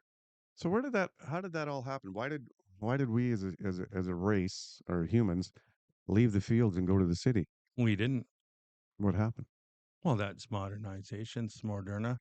And it's a Western thing more than people think, than they'd like to admit or acknowledge. There's still a lot of countries where it's not a thing, where they're riding wooden fucking bicycles. Yeah. They're living in tents. So I think that's where the world food shortage thing comes from. Like I started to say, it was not necessarily meant in Canada, because I think we're doing pretty good here when it comes to natural resources and the ability to raise and grow our own food. Yeah. If you look at a country like India, it's so overpopulated that they're not Try going not to look at it. Yeah, but we have to, as a human race, we have to look at some of these things. How far away though? Where's too far? Where's too close? Like that's like the baby in the ditch story. I'm afraid to ask about the baby in the ditch story. Is it a good one, Nikki? All right, let's have it. All right. No? Well, I mean, it's. I thought it was common knowledge, but you've got a shop downtown. There's a ditch. You're walking to your shop. You're going to work. You can hear a baby crying. The drowning in the Enderby River. What would you do? I would go run and try and save it. Well, who the fuck wouldn't? Right. Right. Okay. So now you're driving to town. You hear baby crying in the ditch. It's a little bit further away. What would you do? Stop my vehicle and try and find that baby. All right. There's 1,000 babies in the ditch in Africa right now crying for their life. Why aren't you over there fucking saving them? Yeah. How far away do they got to be to not be your problem? Where does Well, I it think that's end? probably then maybe where that all falls into the same thing I'm talking about. It's not just Canada where we might have a food shortage, it's worldwide. So they're trying to produce stuff like Beyond Meat burgers, so that they can feed a To solve population. a problem that doesn't exist, though. But there is a problem There over is, but I'm saying here it doesn't exist there. here. No, not here at this point. You No. want to eat bugs in some place that doesn't have cattle. I'm a ribeye guy, so I good understand luck with the bugs. if we're going back to the bug thing, Yeah, with those, I understand why they're doing that because they're extremely high in protein, extremely high. And I think at some point in one of our trips, we tasted something like that. I can't remember where it was. We couldn't tell, or maybe I was talking to some. I don't know. Could have been too many but tequilas. if it was bull semen,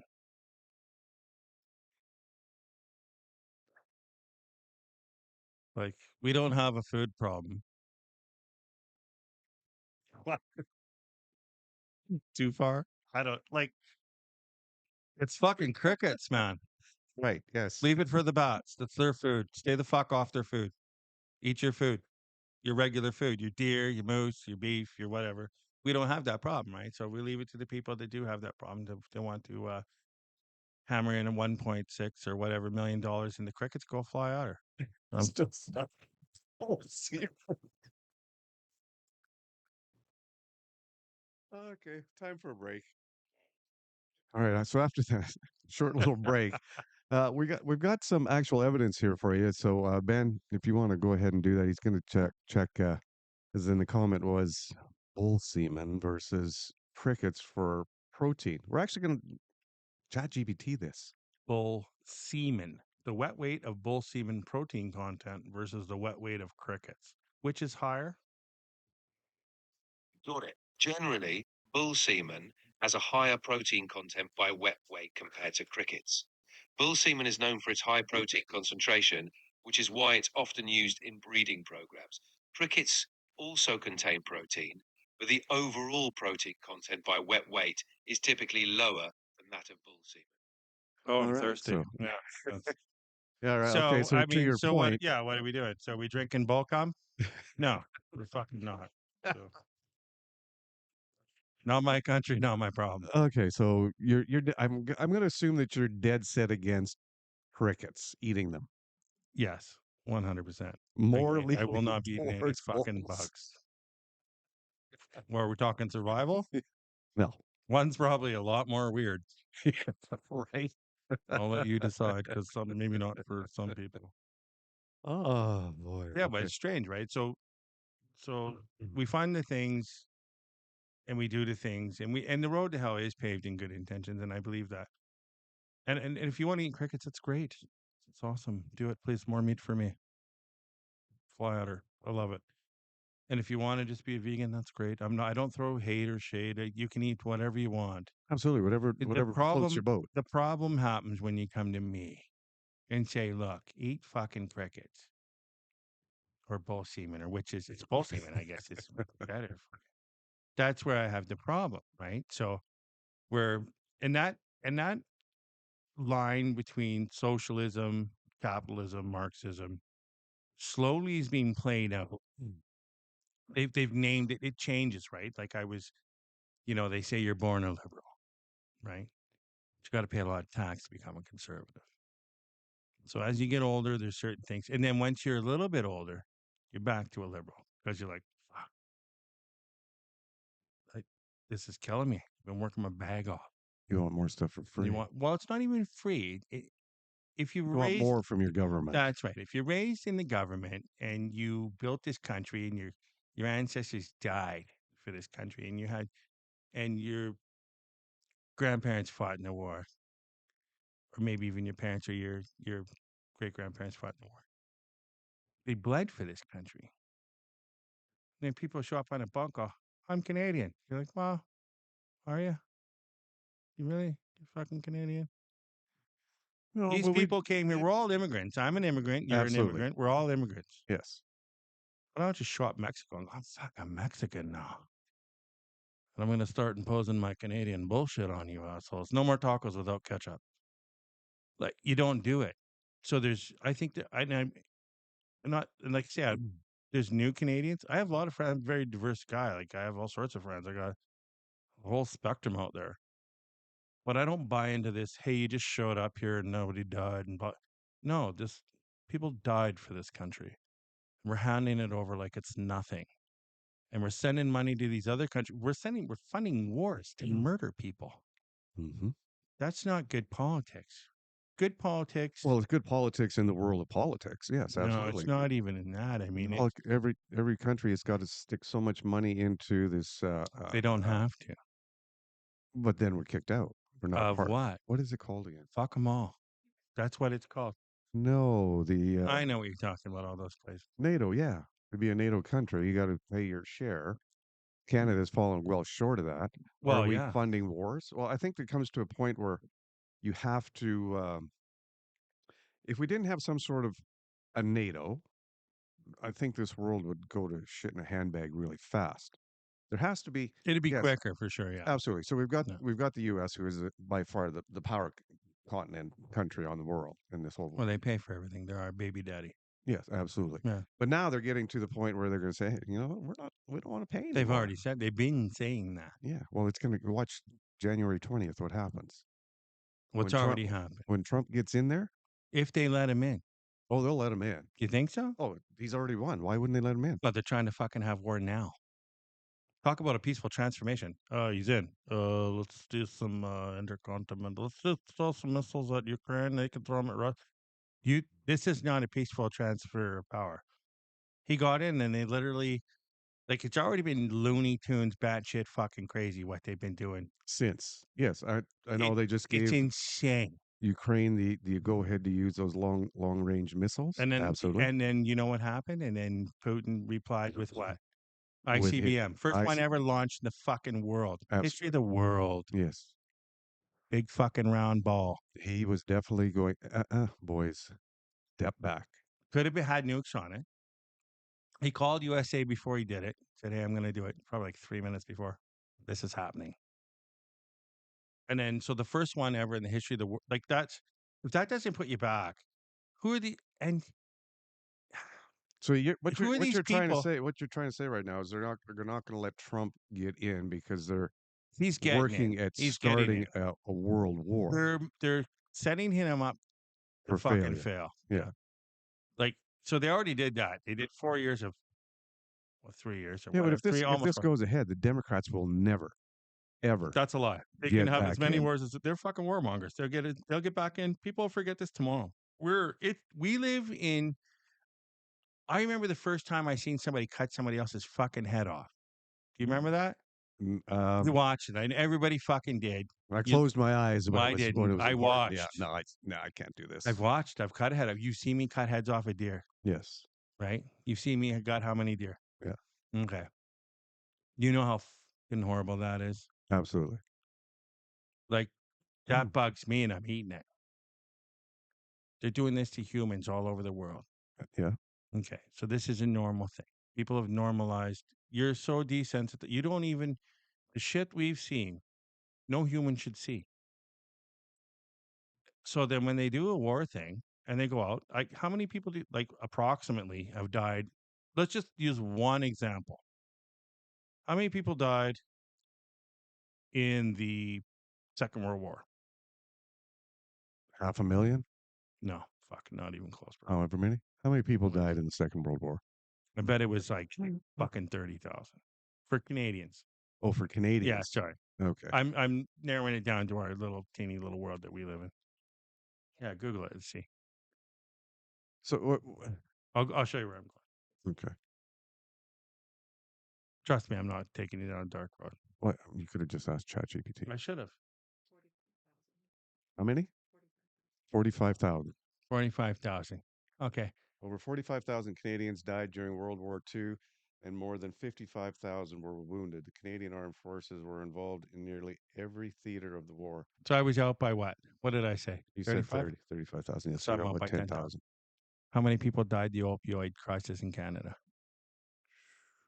Let's have a peek. Yeah, let's take a peek at that one too. What's your guess? I'm guessing it's more than 45,000.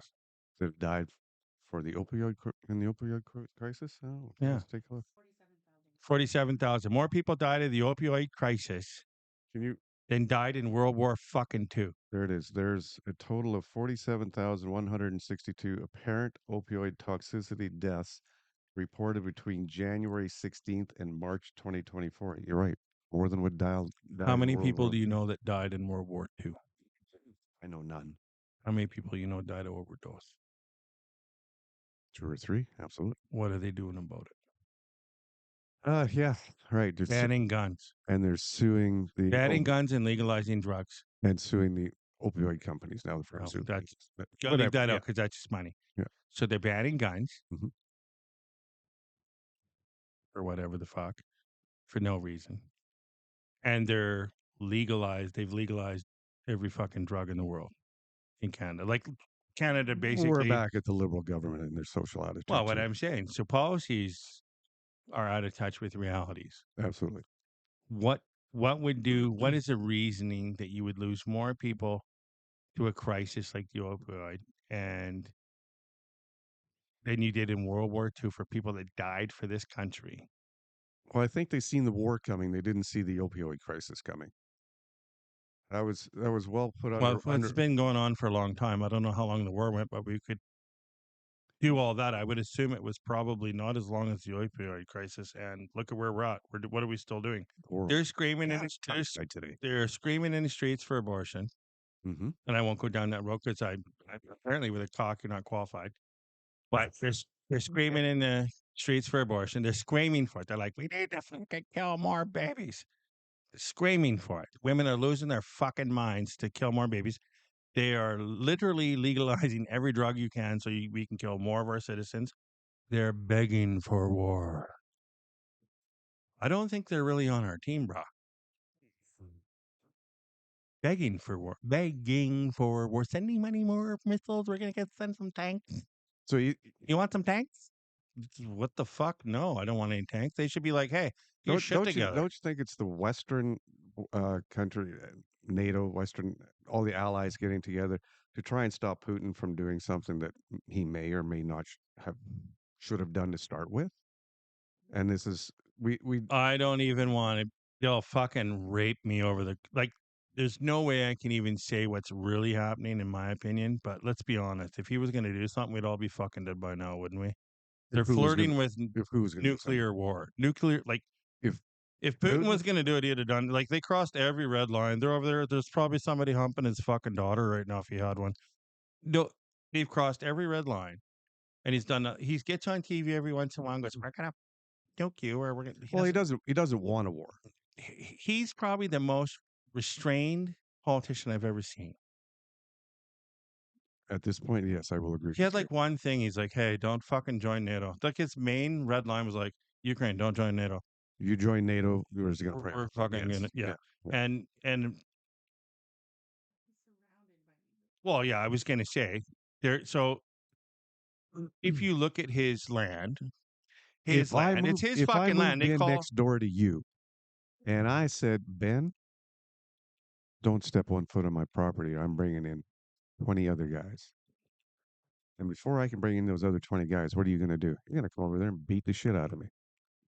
Well, it's not even really a war on Ukraine. And I don't know enough about it to have a really educated conversation about it, but I know it's the Donbass area.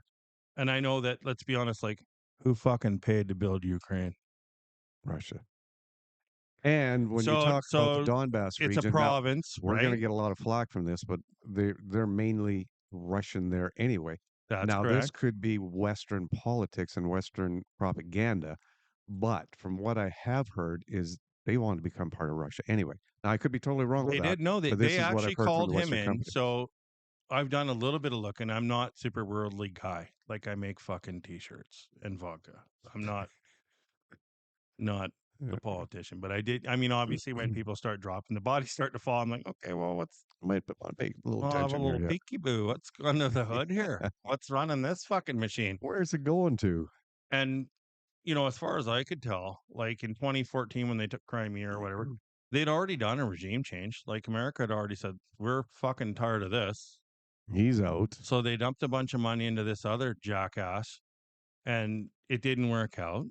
And then they jumped this other guy that's in, it's like a Justin. Mm-hmm. He's not a drama teacher. He's a drama student. Yep. He's a fucking actor, comedian. Yep. who's going to take his hand at politics. Now, if you ask me, in politics, your number one job, as I said earlier, is to not go to fucking war. He's at war. So Bad they politician. planted him in there just Total so plan. they could get NATO on Russia's border. I think what they're doing is they've been shrinking. I mean, I don't listen to words. I look at actions. Right. Right. They've been fucking with Russia and the USSR and all. They've been fucking with everybody over there. That place has been shrinking slowly since I was a child. Mm-hmm. Since after what, the 30s, 40s, after the war, that place has been shrinking. Then it collapsed. And everybody's like, these are my buildings now. And I know that, and people, Ukrainians, I'm sure they're fucking at home right now, chucking shit at the TV. Go ahead, fucking chuck it. I know you were a country before that. I get it. But then you were conquered. And the USSR built up your infrastructure. And I know that was swapped for blood, sweat, and tears. I fucking give my blood, sweat, and tears for this so-called country. So I get it. Like, I'm not saying you don't have a stake in it. You do. But the money that was put into that country wasn't put in from Ukrainian dollars. No, it was U.S. dollar. It was U.S. Well, it was Russians built it. Right. Under the Soviet Union. Right? They swapped infrastructure for labor. We need bread. You build roads. Good. That's how countries are built. Then they're like, we don't like the program. Okay, well, fuck. I bet you don't. Now that you have roads and buildings. Paid for off the backs of all the Russians that died in the Soviet Union. Then the Soviet Union collapses. And you could call me, I don't know, Google it and then shit on me in the comments. I don't fucking know. That's the way I see it. It'd be like me claiming BC right now and being like, I think we were a country before Canada. You were. I'm sure there was people living here. I mean, the natives sure got a big fucking claim on that. Right. How do they? It's okay for them to go like, hey, that's wrong, but it's not the way that it is. And well, I know that Americans. I know that Putin has a burr up his ass because the Soviet Union broke up. It's always been a contentious point for him. So I do understand that he wants to get that back. How much politics is being played in all this? I don't know. How much of that though? Like, can we pull a map up? Like the Soviet Union was massive. It was huge. Yes. Yeah. So I believe what you're saying a little bit to like, yeah, okay, well, to get it back to its former glory. Everybody would like to see like if these were Canada's borders and then we lost it, yeah, and maybe Russia took it from us, we'd be like, well, we want everything back, but Quebec, fuck Quebec, right? Keep Quebec. We don't want that. Just make as much fuck as you want. But that's not necessarily the case. I think they've been surrounding Russia for years. Absolutely. And they've been dinking with their politics and putting their finger in the pie and doing. Well, I'm sure the Western countries were part of the reason that the USSR broke up. Yeah, for sure. Well, yeah, guarantee. I mean, everybody forgets we fought in World War II with Russia. They helped us. Absolutely. Yeah. Then we've been shitting on them ever since. What the fuck? Was it World War II or World War One? I don't fucking know. One of those two. One of those big wars. Yeah. Actually, I think it was two, but I don't know. I'm just a dumb T-shirt printer. Fucking stupid. Wasn't it World War II? There was Germany against Russia, and then all the Allies came in and beat Russia back. Pretty sure that's what it was. Might have been World War One or some other war. I thought that Germany helped us with them, but like I say, I'm not a fucking teacher. I don't know what's going on with. I just know this: if you take a map and you look at Russia, she's shrinking. Absolutely, it has definitely. It's being surrounded by military bases and NATO. Yes. And his biggest gripe was, "Don't fucking do that, and you'll be fine."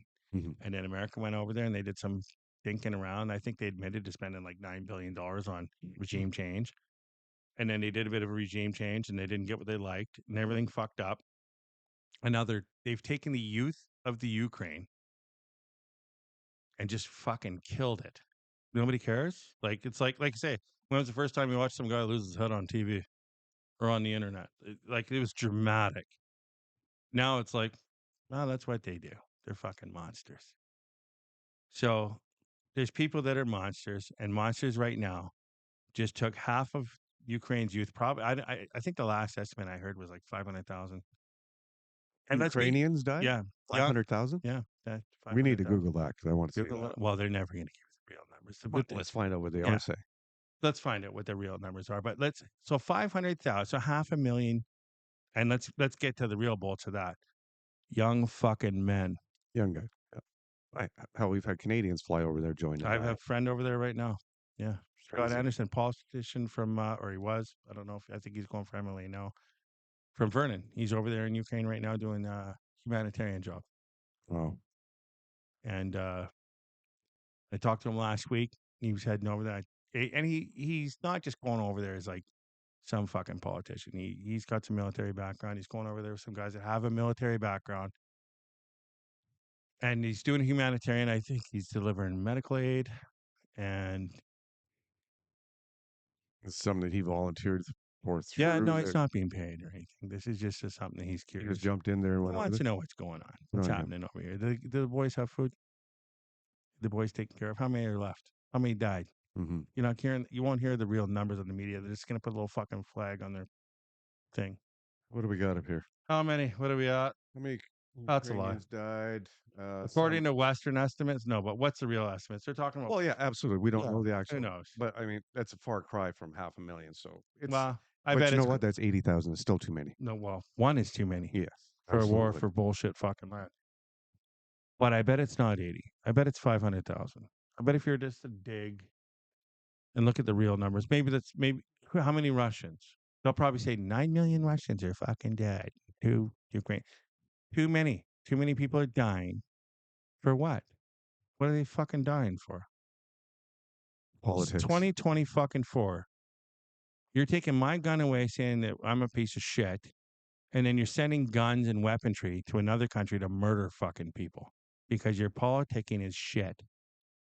And globalism doesn't work. Like, let's be honest. We've enslaved other countries to make iPhones.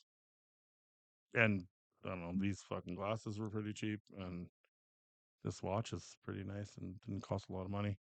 So there's all sorts of different ways that we've enslaved other countries. So I get it. Now they're saying, well, they're the breadbasket. I'm like, well, are you going to get bread from Ukraine? Is this like a real fucking conversation?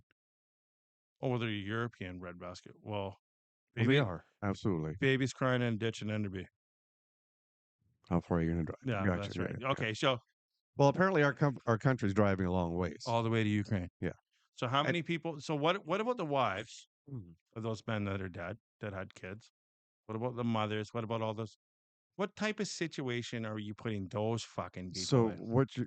are you actually saying that we shouldn't be involved in it anyway?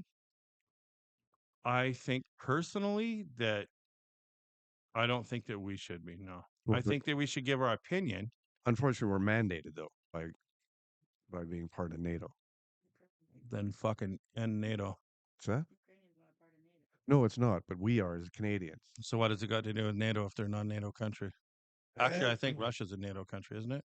No, They're not NATO. I thought he was No, head of NATO. no. They want Is that the UN? Yeah, they want NATO nowhere near Yeah. their borders. So what? So Ukraine's not a part of NATO. So why do you care? Yeah, but they want to become part of NATO. Well, I want to be the fucking president of Canada. So my point is, should Canada have become involved? No, No. Should the United States have become involved? I wouldn't No. even comment. They should don't- not. They've changed the government over there. I think that they're kind of half-heartedly responsible for the war in Ukraine. It's a proxy war between America and Russia. It's not even a war. Absolutely. Ukraine thinks they're actually Absolutely. in the war. It's not. No, No. they're the fucking puppet. There is absolutely no way that Ukraine can ever repay the debt that they have acquired from the U.S. through the military and what they're dropping over. Can't repay our own debt. No, Our own debt's too much. exactly. Luckily, I hear, and it's just from like the supreme leader, budgets balance themselves. So Yeah, he was good at that, that's right? all I can do is fucking sit back. Yeah. I'm gonna go to my just accountant next week and send be some like, more money over see all there. this P&L? Absolutely. Don't worry about it.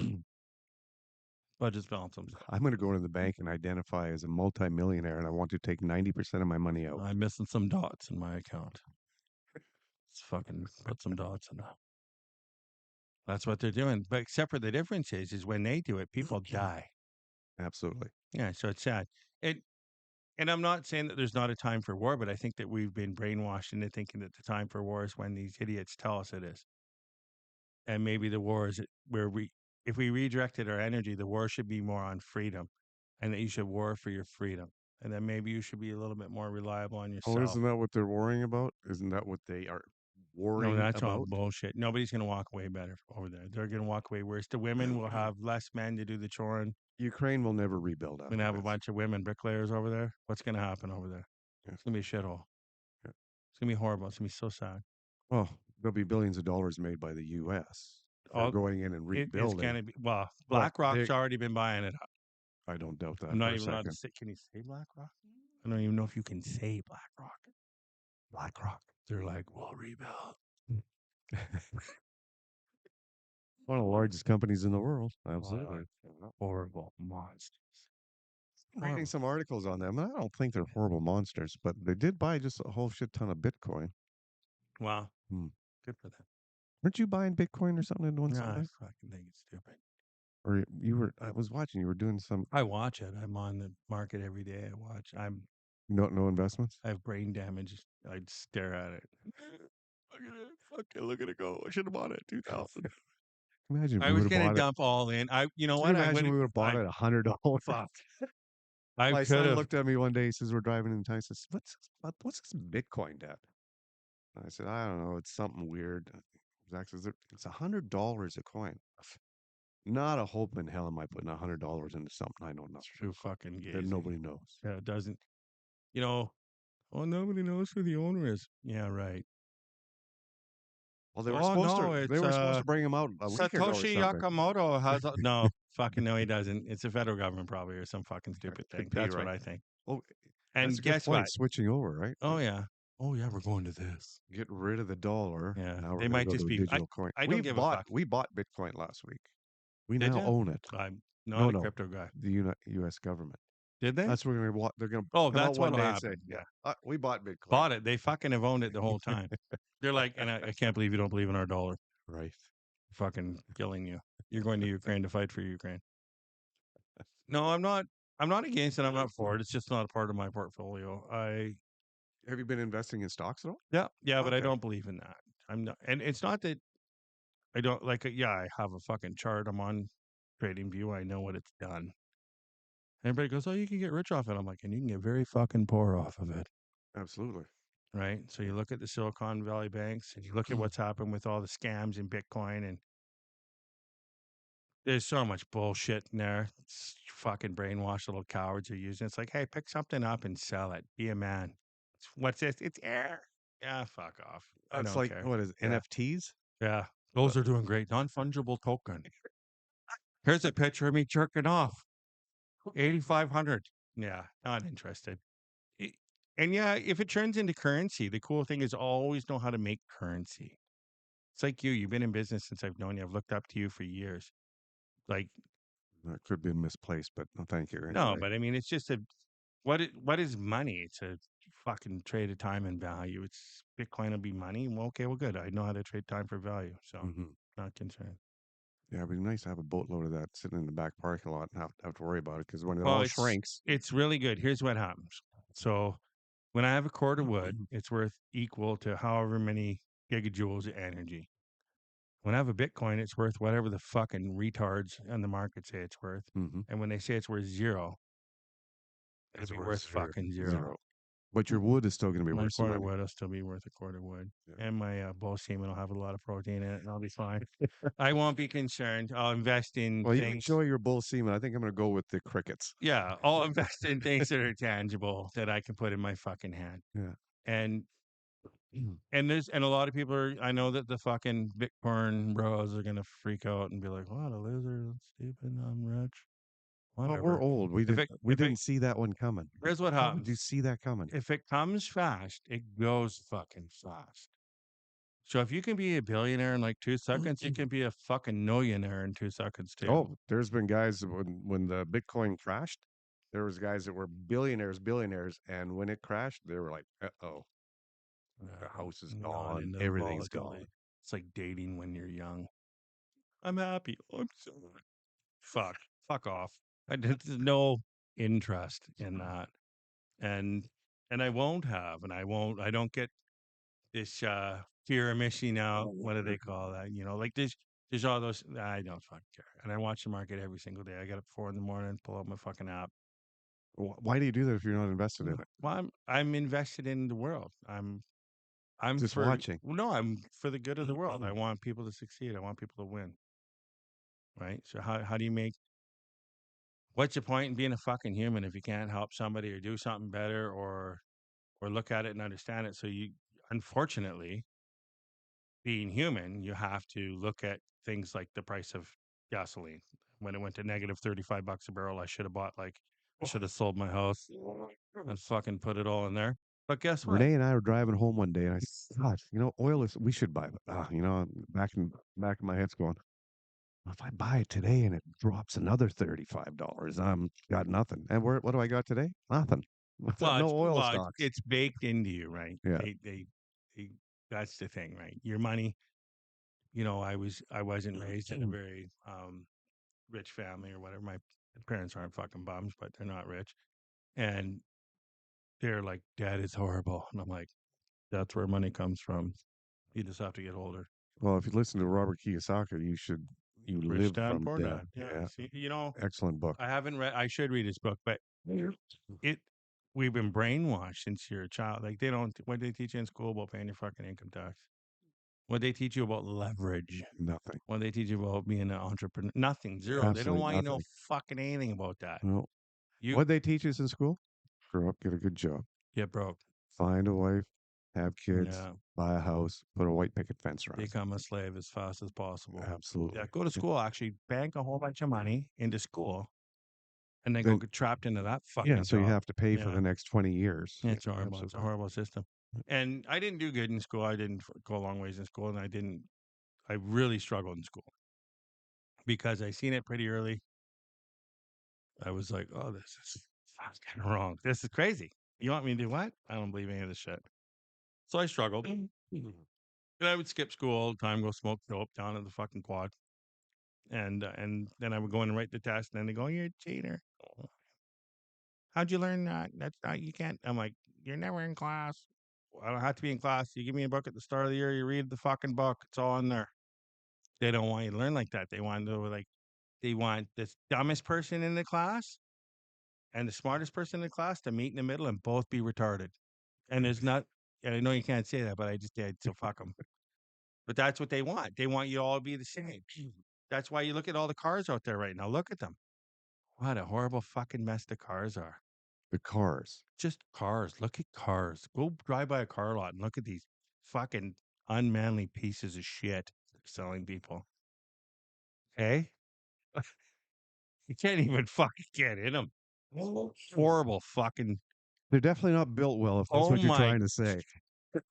Horrible fucking garbage Yeah. for cars. And they all look the same. You're driving down the road.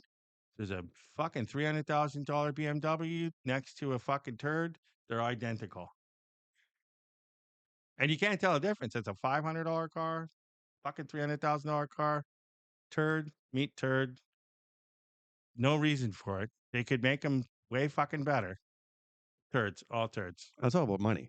It's all about turning out something as fast as you can. Try and keep that name. I have no idea. I think I think you could take the emblem off a $300,000 car right now, put on a $500 fucking car, and nobody would know. Well, that's a pretty good perspective. It's just an observation, but it's fucking horrible. A Honda Accord next to I a BMW. can't even say Honda and car. I'd rather fucking walk. Remember when you were younger and you're like, you had no fucking car because you fucked up and quit your job and your dad was an asshole and whatever, and you fucking drank that weekend or whatever it was. And you had an uncle or some asshole who had a fucking car who was like, "Yeah, I got a car, I can help you." And you're like, "It's a fucking K car, piece of shit." And you're like, no. That's how I feel looking in the car lots. I'm like, no, never. Couldn't even imagine buying one of these fucking things.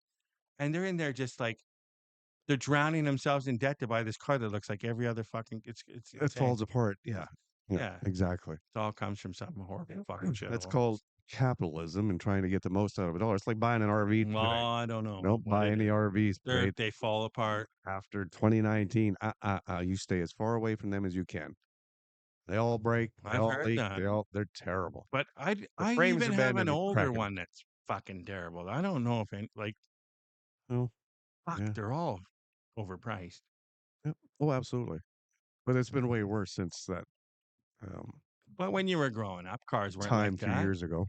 Nice Corvette would boot through town. You'd be like, look at that. Yeah. It's a nice car. Yeah. Or you see a Chevelle or a Nova, Oh, yeah.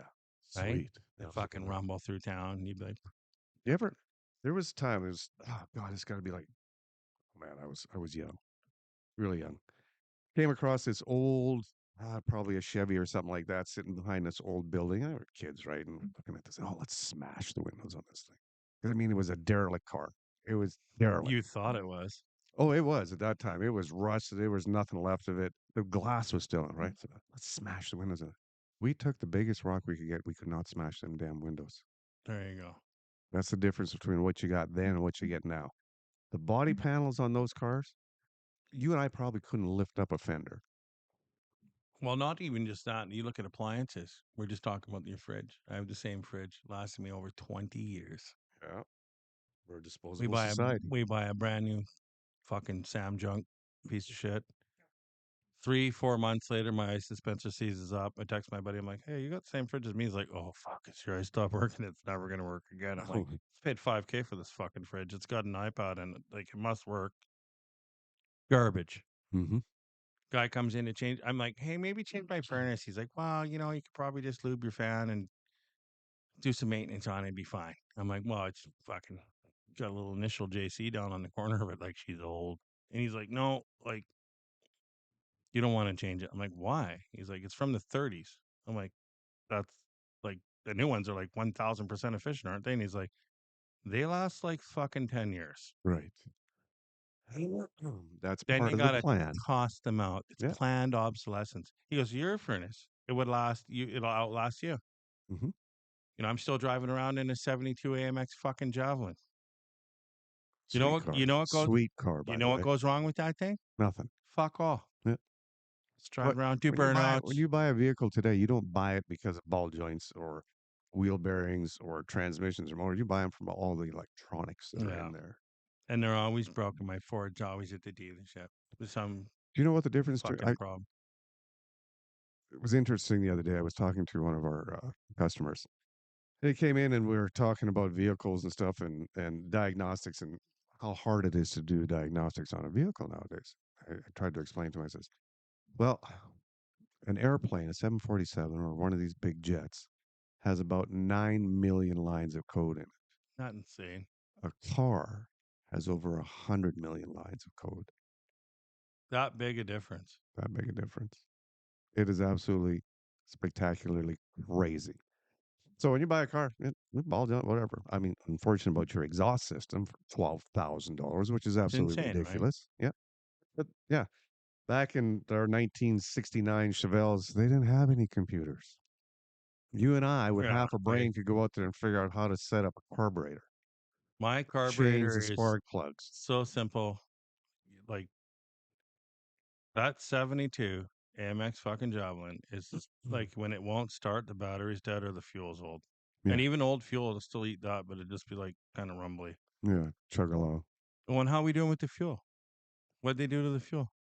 Nothing. It's all fucked. Yeah. They put like 10% ethanol in all fuel in Canada in a country where like basically half the shit has to sit for 6 to 8 months a year in the winter for fuel that has a shelf life of fucking 3 days. Yeah. Yeah. The fuck? Yeah. They're not on your fucking team. No, it's all about money. It's like, all about money. Everything has to have ethanol in. I'm like, ethanol loves water. Our shit sits for half the year. So all of our summer, your fucking Sea-Doos, your boats, your... That's why you have to put a fuel stabilizer in the winter. I still do that and it still turns to shit. Your toy hauler fuel fucking turns to shit. Your hot rod fuel turns to like, all I do legally is dump fuel. What? What do? Every 6 months, you go wander around your yard, dump out all the fucking gas, Burn the weeds. because your fuel's gone to shit. Yeah. And then I bought the most expensive fuel stabilizer. It doesn't fucking, nothing works. The old fuel works. But guess what? That was too good. So fuck you. So here's some shit fuel and go fuck yourself and cry in your own goddamn car. Not all our fuel has ethanol in it now. In Canada, it's mandated that Really? all fuel has to have 10%. I could be wrong. There might be maybe some boat fuel out there that if you No, got the mark, but normally if when you you pull see in at the car, see ethanol or fuel with ethanol, it's got a sign on it says this has this much ethanol, and I haven't seen one of those. I think they in a while. mandated. I think where all fuel in Canada has to have at least up to 10%. I don't know what the exact percent is, Huh. but maybe marine fuel would be exempt because boats sit on water and ethanol fucking loves water and that ruins boats. But So what the ethanol absorbs water? yeah, we're Okay. drinking ethanol. Ethanol. Yeah, John's ethanol mixes well with water. Where fuel, Yes, it does. yeah, that's right. So fuel doesn't. So if you took fuel and you threw it in glass and you put some water in there, we separate it. If you take ethanol and you put it in there, then it's vodka water. It mixes. Yeah. So the shit thing about that is you don't have the stability of fuel. Now I don't know if they've done that in America too, but they're pretty much. Well, I've seen a lot in the We just States. copy them anyway. So. Absolutely, I've seen a lot in the States where you pull up at the pump and it says, but they actually sometimes give you a choice too. This one has ethanol and this one does not. So They've done some mandating in Canada where it has ethanol for. They probably lied and said it's for the farmers. We want to help the farmers, but that's what do you say? fuck. You know what wrecks your car? You Mine's take all been your sitting. Oh man, mine's been I sitting don't in even there for want it. 2 years. That's horrible. Or your lawnmowers, or your fucking pressure washers, or all these other things. They're toast. They're done. You go to start them in the spring. You got to take them down to the equipment place. What do you find out? It's to do with the gases or whatever. So increasing the use of low carbon fuels like ethanol and biodiesel by blending them into their products. All of them? Okay, so it's true. It doesn't say by what percentage or anything, eh? It sounds like somebody that makes ethanol made a deal with the government to be like, think so? we should put this in your fuel. The renewable and low carbon fuel requirement mandates a 5% ethanol content in gasoline and 4% in diesel. There you go. 5%, 4%. Mandated. Hear that word? Mandated again. Marxism. Yeah. Yeah, Mandated. that's not capitalism. That's Marxism. Oh. Save the fucking planet. It's bullshit. All the carbon tax is going to Yeah. save the planet. Ruin your weed whacker. Fuck your lawnmower. Wreck your ATV. Your boat's fucked. Save the planet. Bullshit. It's all bullshit. It's crazy, Yeah, but right? aren't these engines now designed to use this kind of fuel? Anything with fuel injection's fine. It can eat dog shit. Anything with a carburetor Needs it straight oxidizes. It sits in your main jet, and your main jet becomes comes off. horrible. That's right. Fertilized, absolutely. Yeah, so you got to pull your main jet out. Now, for all you kids, that's a part of your carburetor. They don't have carburetors in cars now. No, they have no clue. So for me, in my That's what world, I it's a said. nightmare. When you and I grew up, though, Yeah, the vehicles we had, we could. Okay, let's go look at this thing. All right, there's a carburetor. Oh, look at those wires. Oh, those go to that. Those go. Oh, and there's a distributor. That's it. it fucked up our generator on our RV. You know what we did? We had to pull the whole fucking thing out. Absolutely, yeah. Yank it all apart, get the main jet out. It's a nightmare, and it does it on the hot rod because it's a carburetor. Does it on my lawnmower? Well, I just got two more. I bought a robot lawnmower because fuck people, and I got electric lawnmower for the other one. Both of them are electric, but in the back, battery 10 years, throw them out. How fucking green is that? Yeah. I got two forklifts at my shop right now. I need $20,000 worth of batteries. Oh, I know, ridiculous, right? Yeah, it's fucking stupid. Absolutely nuts. The propane one, it's chugging along. It's fine. We got that propane one at our shop. Well, that thing is that's got to be 40 years old. Yeah, It doesn't quit.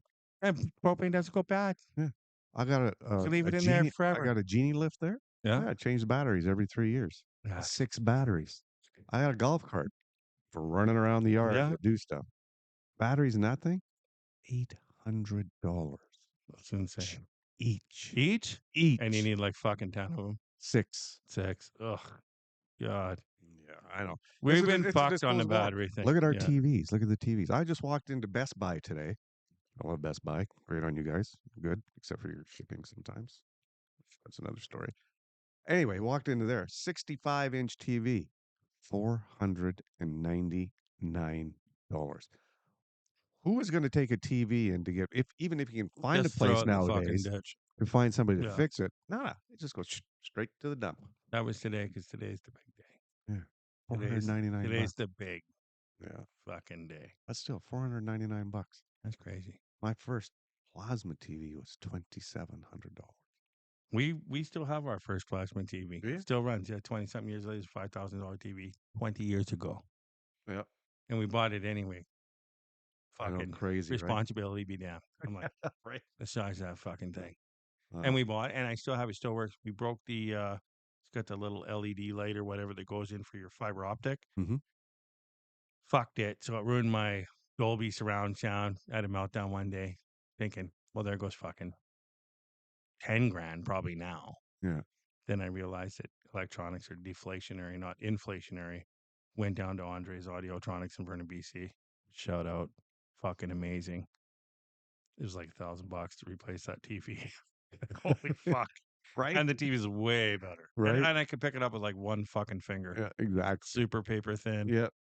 He's like, do you want a mount? I'm like, I have a mount. And he looked it up like from when I bought it 20 fucking years ago. It's still in his computer system. And he's like, that mount will actually work. I'm like, good. Fuck it. Awesome. Keep it. So we got it. We have a brand new TV on a fucking 20-year-old mount. Right. And it works like a top. And we threw all of our stereo garbage out. But one of them little fucking bar things on the bottom. Love it.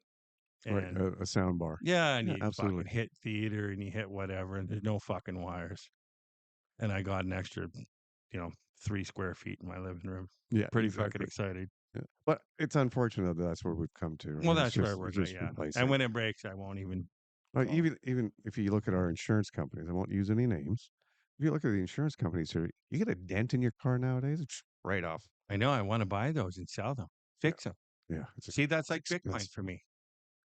No, fuck it. That was a nothing burger when we were kids. Yeah. Right? Fucking pull the dent out, do a little bondo, maybe a lot of bondo, fix it up, get it recertified, and sell the fucking thing. Yeah.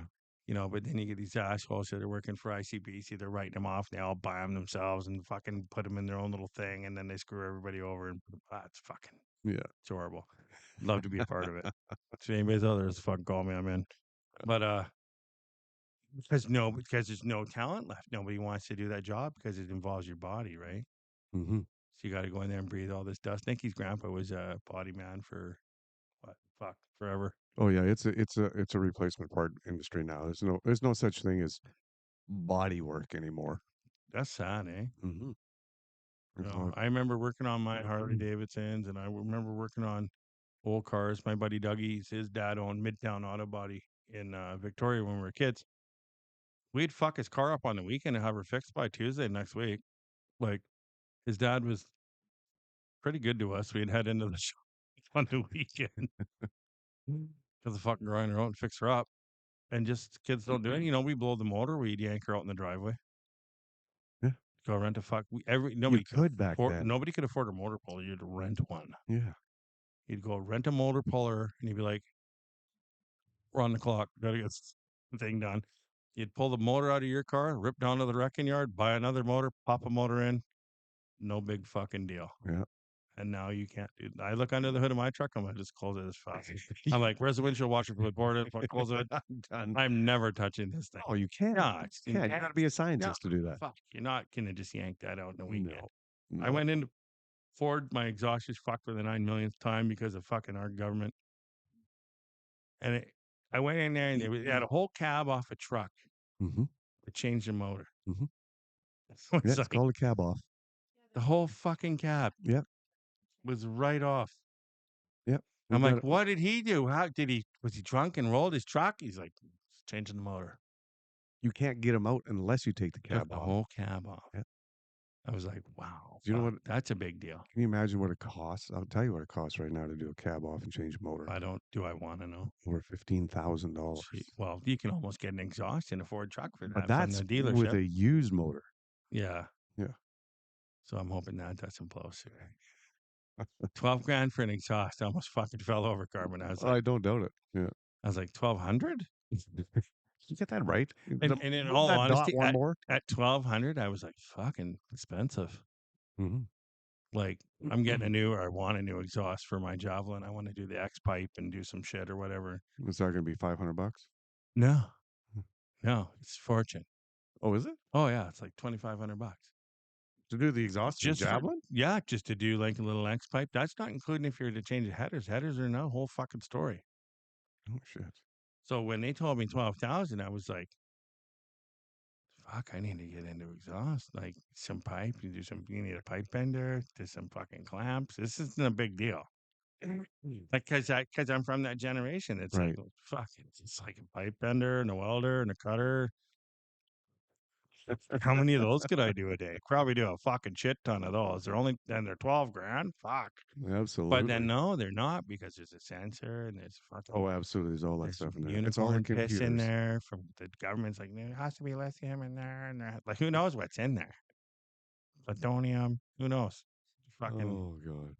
saving the world. Cheers, buddy. Cheers. This has been fun. I hope so. Yeah. Remember driving in this old Ford with a camper on it going Oh up. my God. Dude, Are what is you that? fucking serious? What lake was that? Beaver Lake? Was that Beaver? Oh, All the way up, going around those switchbacks, and your words were, I know we can make it up here, but I don't know what the trip down is going to be like. Boline, that's it. Boline Lake, yeah. Fuck, that's a long time ago. Oh, that's a truck I learned to drive truck on. like how old am I? Yeah, okay, I'm that. So that'd be 30 some years ago. Yeah. I learned to drive on that truck. That was my dad's truck. That was a crazy truck. It's a Ford F-250 Camper Special. Yeah. 78. That thing Beautiful fucking climbed. truck. Oh, fuck. You that couldn't truck. stop it. That was on propane. Yeah. And then coming down. Oh, fucking terrifying. You're right. I had a caveman camper on that thing. That camper was the same truck I learned to drive on. Same camper that I camped in as a kid. Wow. I bought the whole shebang off my dad. My sister fucking smashed her up at a bush party in Souk one night. Yeah. So he's like, well, you're on the hook. Oh, yeah. I told you not to lend it to your sister. But here's the deal. That thing went everywhere. We took it all across. We took it to Edmonton. Oh, yeah. We drove in a snowstorm to Edmonton. My wife and I, we were leaving the province thinking we were going to be big shits and move to Edmonton. Fucking Edmonton's horrible. No, it was Onaway. Onaway. Barhead or Onaway or one of these fucking places. Barhead. Barhead. I think it was Barhead, Barhead when we Alberta? first moved, yeah. Alberta, yeah.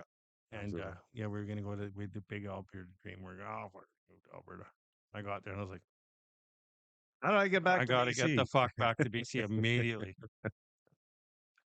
I will never forget that trip, though. That was crazy. There's good fishing, though. Yeah, you know what? That was a good trip. That Yeah. was a good trip. And we've had so many since then. So many. Fuck, we've driven halfway across America. Yeah, we did. We're doing that, yeah. Yeah. So. When we hauled the trailers and the side-by-sides down in Sand dunes, Sand Hollow. Sand Hollow, Utah. And we did the Dumont Dunes. California. We did. Do you know how close we came to dying there? When, the Razorback. The 20-foot drop where we dropped into the hole. No, I'm talking about where we parked our trailers. I thought we were fine there. So, remember we backed up to that dune? Yeah. Yeah, the next night, it was New Year's Eve, I think it was. And we were talking to all the Americans, Yankees over there. Oh, and they're like, people jumped this fucking. Yeah, I said, what are you guys doing parked there? I don't know, looks pretty safe. We're out of the wind. He says, yeah, until somebody comes over the top of that thing and lands on your roof. Kills everybody. I remember saying one last ride, the sun was going down. Sorry, what? The sun was going down. I mean, you were going for one last fucking ride. There was a couple of drinks were involved, I would imagine. No, we don't drink. I don't know if this is before or after the fireworks. No, it's before the sun went down. And we booted up there. You guys, the ladies had the radios, and we had the radio. We had the onboard radio. and we fucking hit that razorback lip and dropped into that big fucking hole. Oh, And I thought I broke my your back. back. Yeah, I remember that. I was like, oh fuck. And you're like, are you hurt? I'm like, I can't fucking breathe. I'm pretty fucking. And you're like, oh, the old lady's calling the radio. I'm like, don't answer. She told me not to go.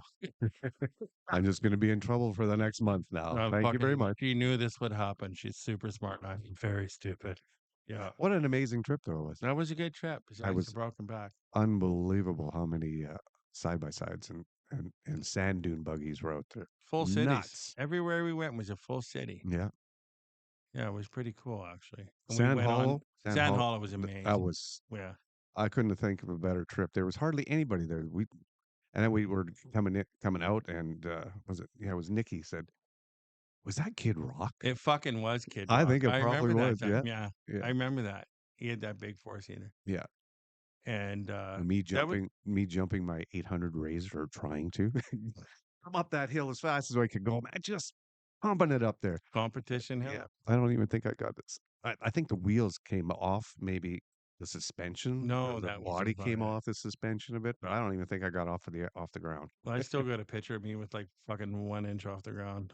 I should frame the fucking thing. Yeah, Renee was with you. Yeah, Renee was like, go faster. I'm like, this is it. That's all she asks. My whole dick is out now. Nothing is happening. This is as fast she goes. And you watch all these guys with these other ones, they're just powering and they're getting like 30 feet in the air. It's like, wow. How far can you go? I'm like, this is it. Don't buckle up. We'll be fine. I felt very inadequate that weekend. That was a good weekend though. And I did get some fucking kick-ass there. Yeah. That was fun. That was good. Fun. Yeah. And they had all sorts of like fancy machines there. Oh. Everybody was watching. That makes it even more fucking terrifying. Mm-hmm. But yeah, no, the Dumont dunes were good. Yep. California, Oregon was fun. Good. That was Coos Bay. Coos Bay, yeah. Yeah, Horsefall Road. Sweet. Yeah, Horsefall Road. Amazing dudes. Those are really good. You can go right to the beach. Yeah, right down on the ocean. Yeah. Absolutely fantastic. Got pulled over by the fucking fuzz in California for dicking around in the wrong lane. Well, that's because you're from British Columbia. That was fucking hilarious. He was so mad at me. I watched it. Into the middle lane. I watched it in my rearview mirror. Oh, here we go. Pull to the right. Fuck you, I'm pulling to the left. Can't pull to the right. You had to be in the left hand. No, right. Left you had hand to pull to the right, and I pulled to the fucking left because I was in the left when he dinged me. Yeah. And I thought, well, there's like an emergency lane between the barrier, and I'm like, fuck, this looks safe. And there was really no lane on the right. And he goes, I'll dictate what's safe. I'm like, no, when I'm holding the fucking steering wheel, you won't fucking dictate what's didn't like that. Well, and I told him I knew too. I said, I knew fucking because they always have that 55 stay in the right if you're in California pulling a trailer. Yeah. I never knew about that. No, we were doing like 80. Yeah. We were fucking moving, trying to make time. I didn't even see the sign until after you got pulled over. And then I seen the sign. Well, we're really cooking. We were fucking. And he was like, not only were you cooking, you're in the wrong fucking lane. And I'm like, I was checking my buddy's straps. And then I had you on the radio. Yeah. And he's like, what's going on? I'm like, that's my buddy over there. I'm just letting him know that I have to pay this ticket. And then he's like, I didn't say I was going to give you a ticket. I'm like, I'm pretty fucking sure I got a ticket. Did you get a ticket? No, he didn't. No. And my driver's license. And he looked at me and I'm like, I know. It's a trainer's license for the United States. Oh, I'm like, it's fucking class 1 professional driver with a 6 on it. And he's like, you should know better. I'm like, I do know better. That's why I drive like this. You should know better. Your fucking country sucks. 55, like with a trailer. I said, this is insane. You can clearly go more than 55 with a trailer. I was just doing it. No problem. Until you came along. Yeah, you ruined my day. We've been doing it for about 1,500 kilometers until you come along.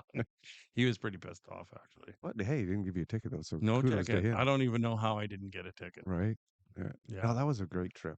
Oh, and then I waited for him to pull me over for the next fucking hour. Like for the next hour, I was like, was he behind you? I don't know. remember. He fucked off. Yeah. That way he's going to get me. Like he knows. He's told me to slow down. He probably seen us pull by. Oh, there they go again. Forget it. He's going to pull me over again. And I thought out all the way to Coos Bay. I'm like, fuck, the guy's following me. Coos Bay. That was so much fun. Jeez. Good fun there. Yeah. I'd love to do that trip again. It's only 12 hours. We should do it all the time, but we don't. Yeah. Well, but I got to do it in 3 days now because we did it in 2 days last time because I was younger. Now I got to do it 3 days. I think that the 12-hour thing is bullshit. I think we can do it in 11. I've been crunching the numbers. Nikki knows. I'm like, 12, really? I don't think so. I think we can do it at 11, which means that if we leave early, like at 5 in the morning, right? Will we get there for fucking dinner? In Oregon. Yeah. Okay, not down to No, the Coos San. Bay Yeah, one. yeah. I Okay. think that I always had a 4-day trip. So one day to get there, and then you settle in that night, maybe do a little campfire in there, on the beach there. Mhm. Then you get 2 days of cruising, and then another day home. So you need 4 days to do Coos Bay. 4 That's days. 4 serious days. Yeah. And if you could get 5, it'd be way better. But 4 for sure. So a 3-day weekend's not happening, but their So weekends aren't the same as ours, so we can sneak that out, right? if I'm going with you, we're taking 5 days because it's going to take. No, better take 6. 2 days to get there, 2 days to play, Oh my 2 God. days to come back. Probably, right? But it isn't far, Mhm. from where we're at. So I think that a couple guys like us, we put some miles down together. You know what it's like. We get Right. up early and you fucking grind. We just planned our trip out for the winter, Mhm. and Where are you going? all the same fucking Same. suspects. Yeah. Oh yeah, we'll do that all again. Oh, but Yeah. that's right. You're not taking the side by side though, No, I'm which I taking the think is Harley. wrong. We switch it up, right? So some years we take side by side, some years we fly, some years we drive. So this year it's Harley, fifth wheel, and just go. So I think we'll start with night and You're not going down to Arizona? Are you going down there? yeah, we'll see. You stop there. See our friends. I think we'll probably start in Valley of the Fire. So That's in Arizona. no, it's outside Vegas. Oh, okay. Right. Yeah, so we yes, do Boise the first night or Twin Falls, and then Twin Falls to Valley of Fire, then a few days in Valley of Fire hiking and maybe riding our bikes, not the motorbike, but our other bikes. And then You got e-bikes now, right? Yeah. Aren't those the sweetest? I fucking love them. Ah, man. I thought they were total dork fest. Like I was like, these things are Right? for fucking losers. Yeah, for old like 90-year-olds. Yeah. And then I thought I love them. No, you know what I like about it? what? When I used to have my mountain bike, right? Yeah. I'd go out riding, you get down on the road, inevitably a big goddamn hill comes along. Yeah. Then what do? You expend 90% of your energy to get up that hill. And once you're on the top of that hill, you go, "Ah, I'm going home. 'Cause it's all downhill. These electric bikes, yours have a throttle on it? Yeah. Has Oh, a yeah. throttle. Just zzz, zzz. Oh, It yeah, I'm has getting cadence. tired. It has cadence. Like Yeah, you same as can ours. Yeah. switch it or whatever, but you can use the throttle. And I wasn't into them. I had a buddy introduce me to them. I thought they were like the stupidest fucking thing I'd ever seen. I'm like, I have a motorcycle and I'm a power sports guy, so fuck you. I'll never fucking get on one of those. And I got in on them basically our first one I think it was in Arizona. It was in Arizona. I got on one, but then I really got into it in Whistler. Oh, yeah. So they got a whole bunch of trails in Whistler, and my buddy's got a place there, and he's like, "Hey, well, we'll go ride our e-bikes in Whistler." And I was like, "Okay, well, you're new to me, so I'll put up with it." Fucking don't want to ride an e-bike. And hook. And oh my gosh, it's fucking best time. We had a riot. We went out. Yeah. We went around town. He showed me this. They had really nice ones. One of his staff picked him out, and she's really into the e-bikes or whatever. So she gave him some forward guidance on this. You should get this, and these are a good one or whatever. And we had a riot. We went all over Whistler. They had a lake there. I think we did it in the summer. I think we rode bikes there, or maybe we drove. I can't even remember. But we got on these e-bikes, and it was the best fucking time ever. Like it was, Sweet. you go to the pub, you go downtown. We had some lunch, then we went to the lake. We did whatever. Like we just rode around, and I felt like I was like 12. Mm-hmm. Exactly, Right? right? You're not dying on the thing. No, felt You're great. having a Felt good time. Yeah, I still paddled. I set the thing up to be like so that it wasn't like super easy and it wasn't super hard. And we just rode around Whistler for a couple days. Yeah. And fuck, wow, I was hooked immediately. So every time we went somewhere, we'd rent an e-bike. We'd go to Tofino. Yeah. And we would we stay at the Mackenzie Beach Resort there, and they got bikes right there. You can walk right into the lobby, fucking rent the e-bike, go for a ride, head down to Tacofino, have a taco, head down to Chesterman's, sit on the beach, drink a beer, then do another 10,000 steps to get back. Head over to the fucking hotel.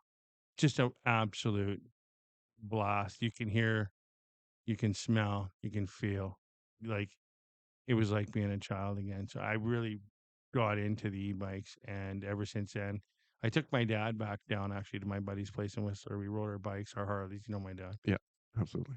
So we rode back down to Whistler. We were doing the Sunshine Coast on the Hogs.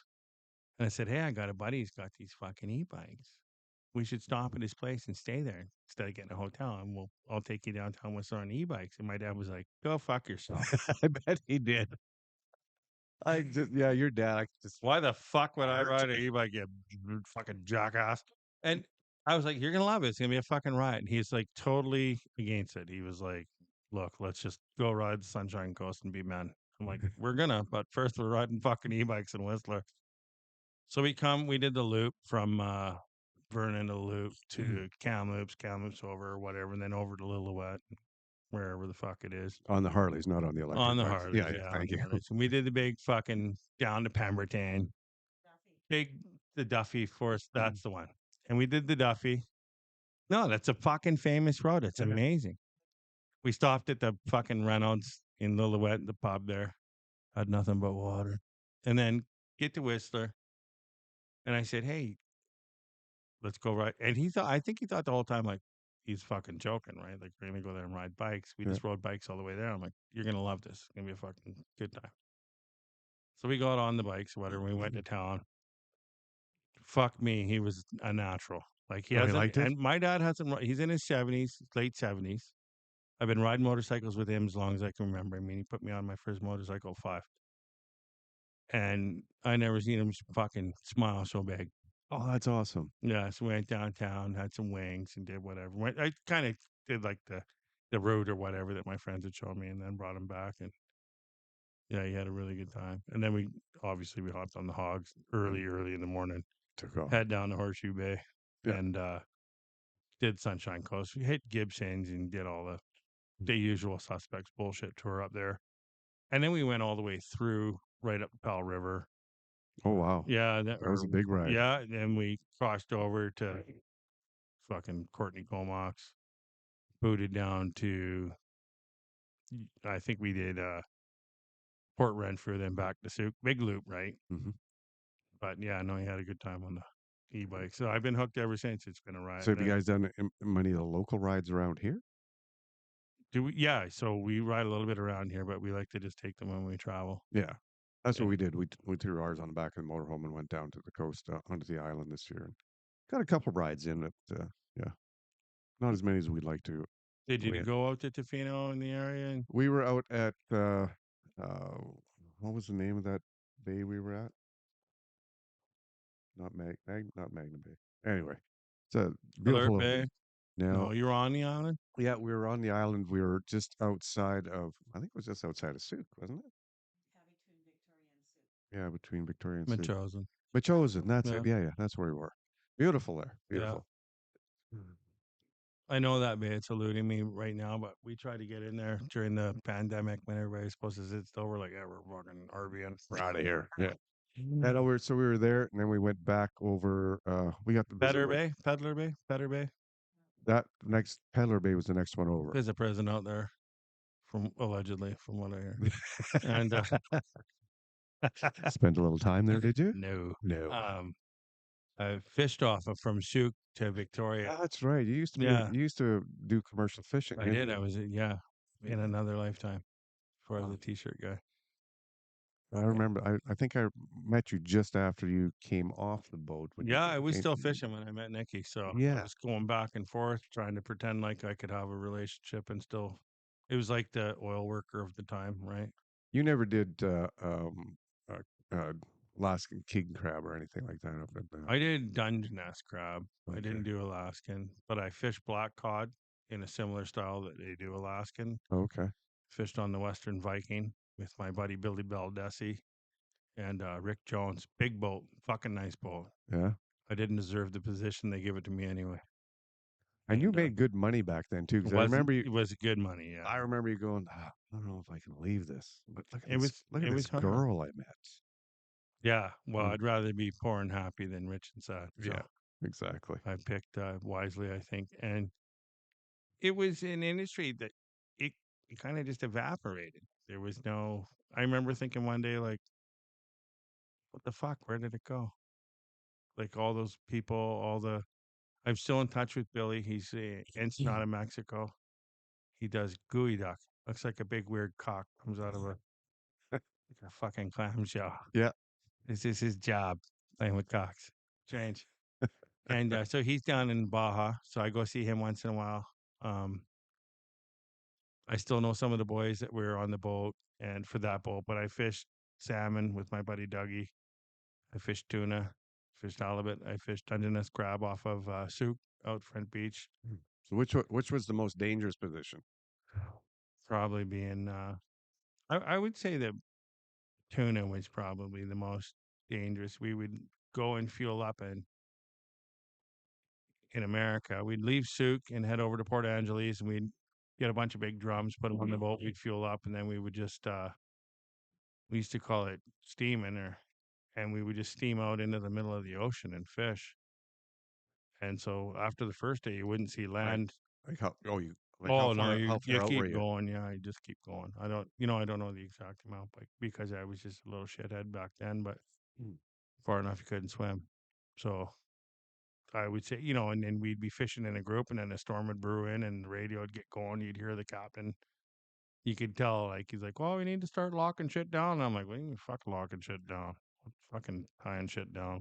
What's that about?" He's like, "Well, there's a storm, bro." And I'm like, "Fucking, Aren't we big going back to shore? Again? shore's fucking 3 weeks that way." And I'm like, I don't fucking like this anymore.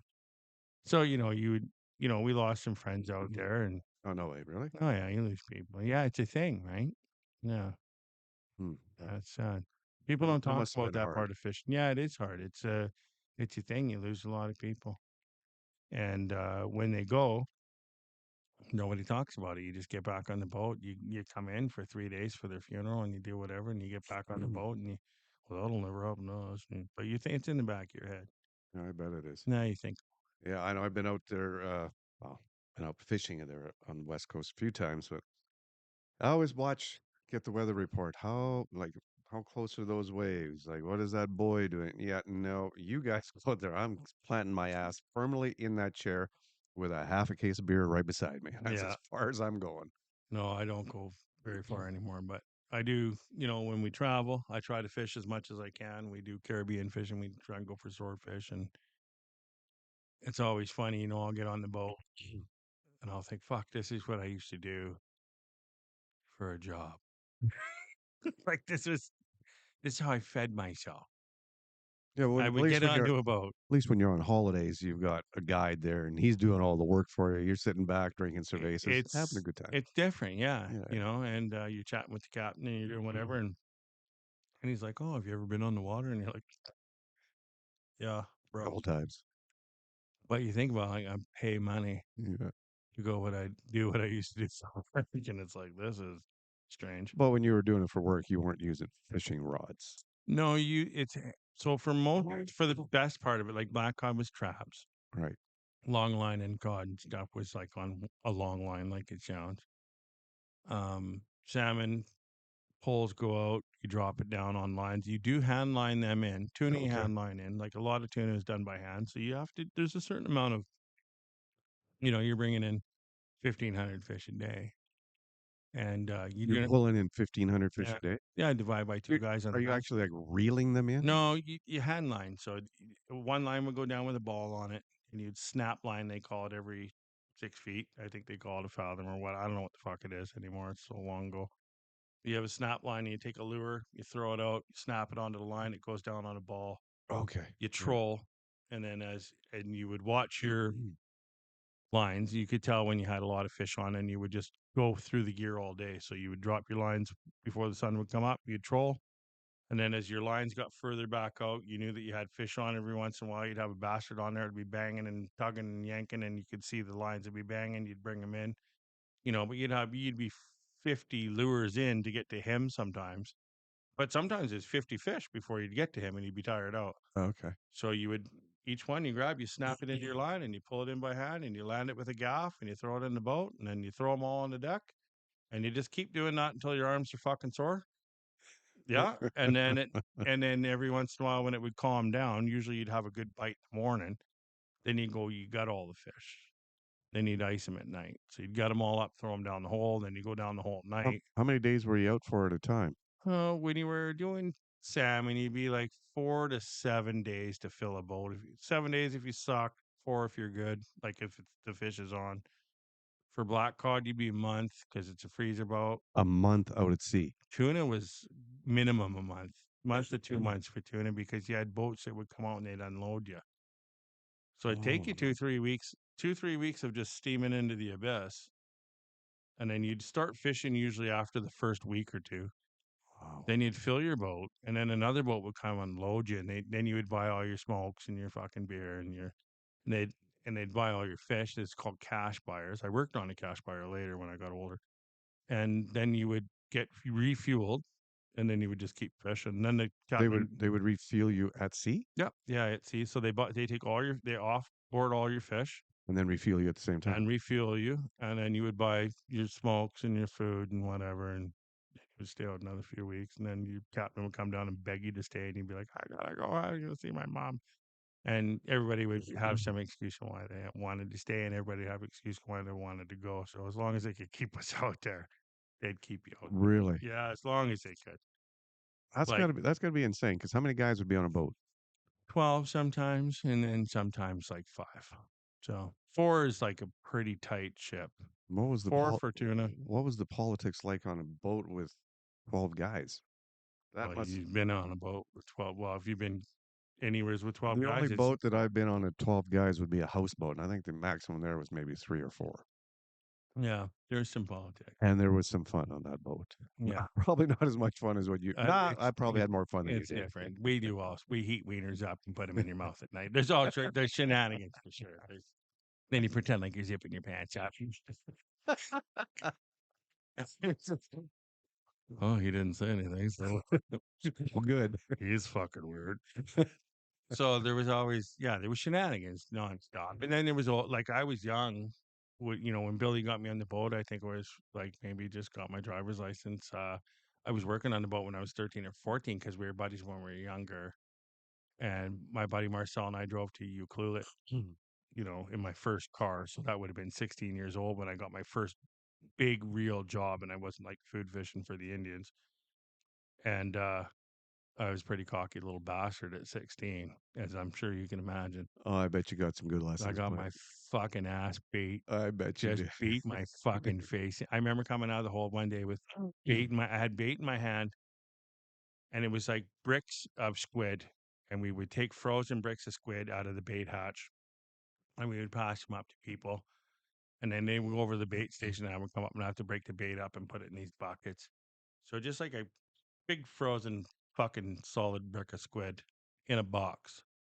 And as I was throwing them up, some guy kicked one down on my fucking head because I was like just trying to get them up there without like walking up and hand into them. And they kind of took offense at me or whatever. And when he threw it down, he hit the other one, and my finger smacked there was a straight ladder like this, aluminum ladder, almost took the finger right off. Oh, Just destroyed my finger immediately.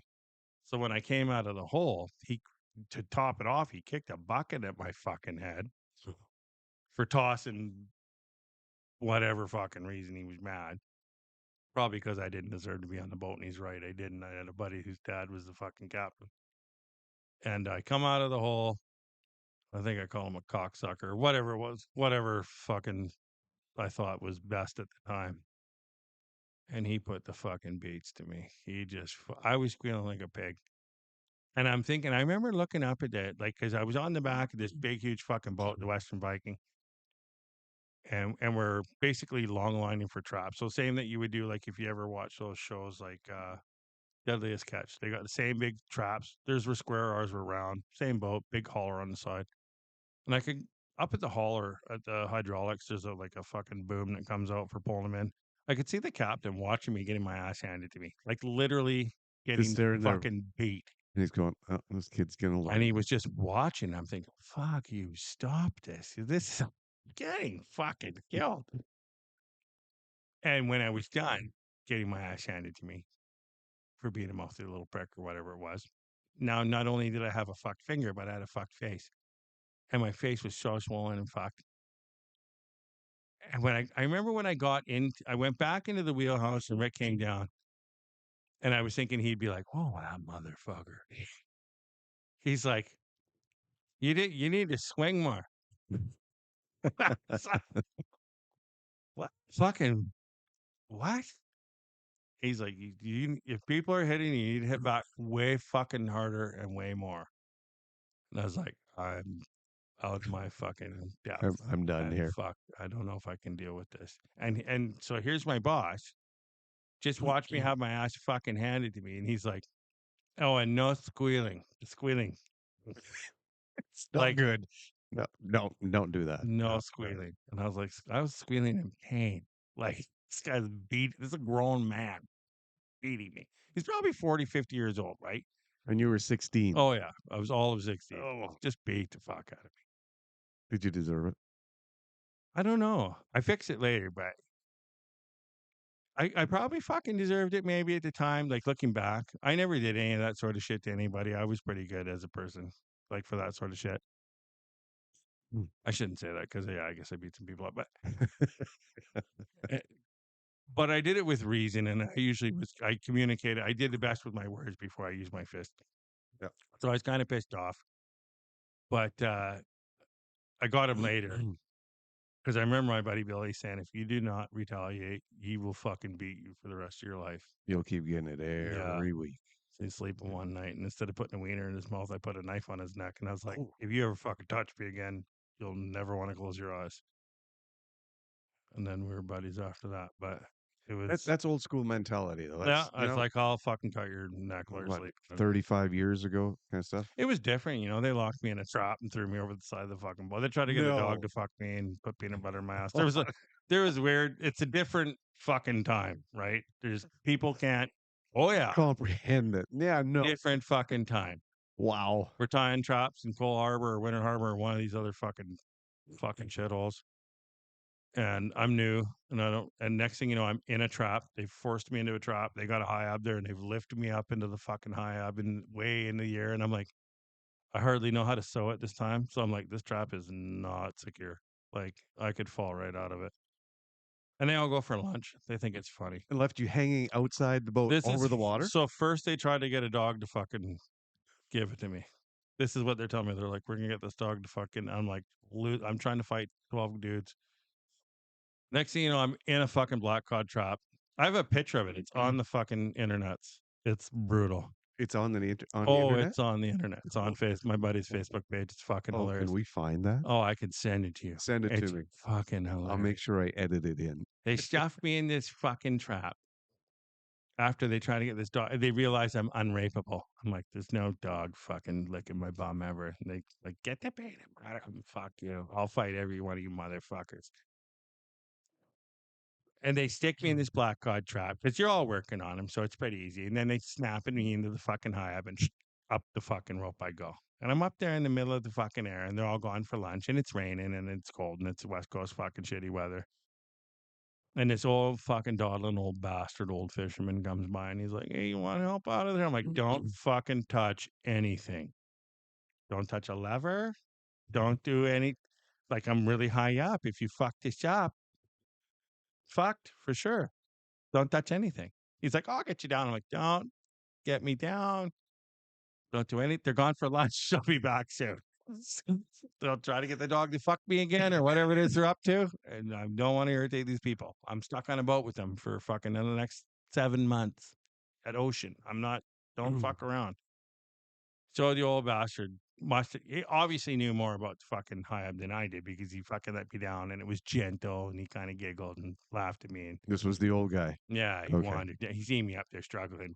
He felt sorry for you. And I'm literally holding the fucking trap like, oh my God, I'm going to die. Thinking I'm going to fall out because I'm not done fixing this piece of shit.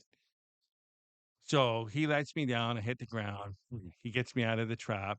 We have kind of a bit of a conversation where he's like, "You should try to kill these guys." Like he's an old school fisherman. He's like, "If I was you, I would smash them with a beer bottle." Or something. I'm like, "I just gonna try to make peace and fucking, I And just survive the want to rest of the fucking get time killed out while here. I'm Yeah. here." So I head up to the restaurant where I'm not supposed to be because I'm supposed to be swinging from a fucking high up in a trap. And they all look at me because I'm like ordering the black coffee, my favorite.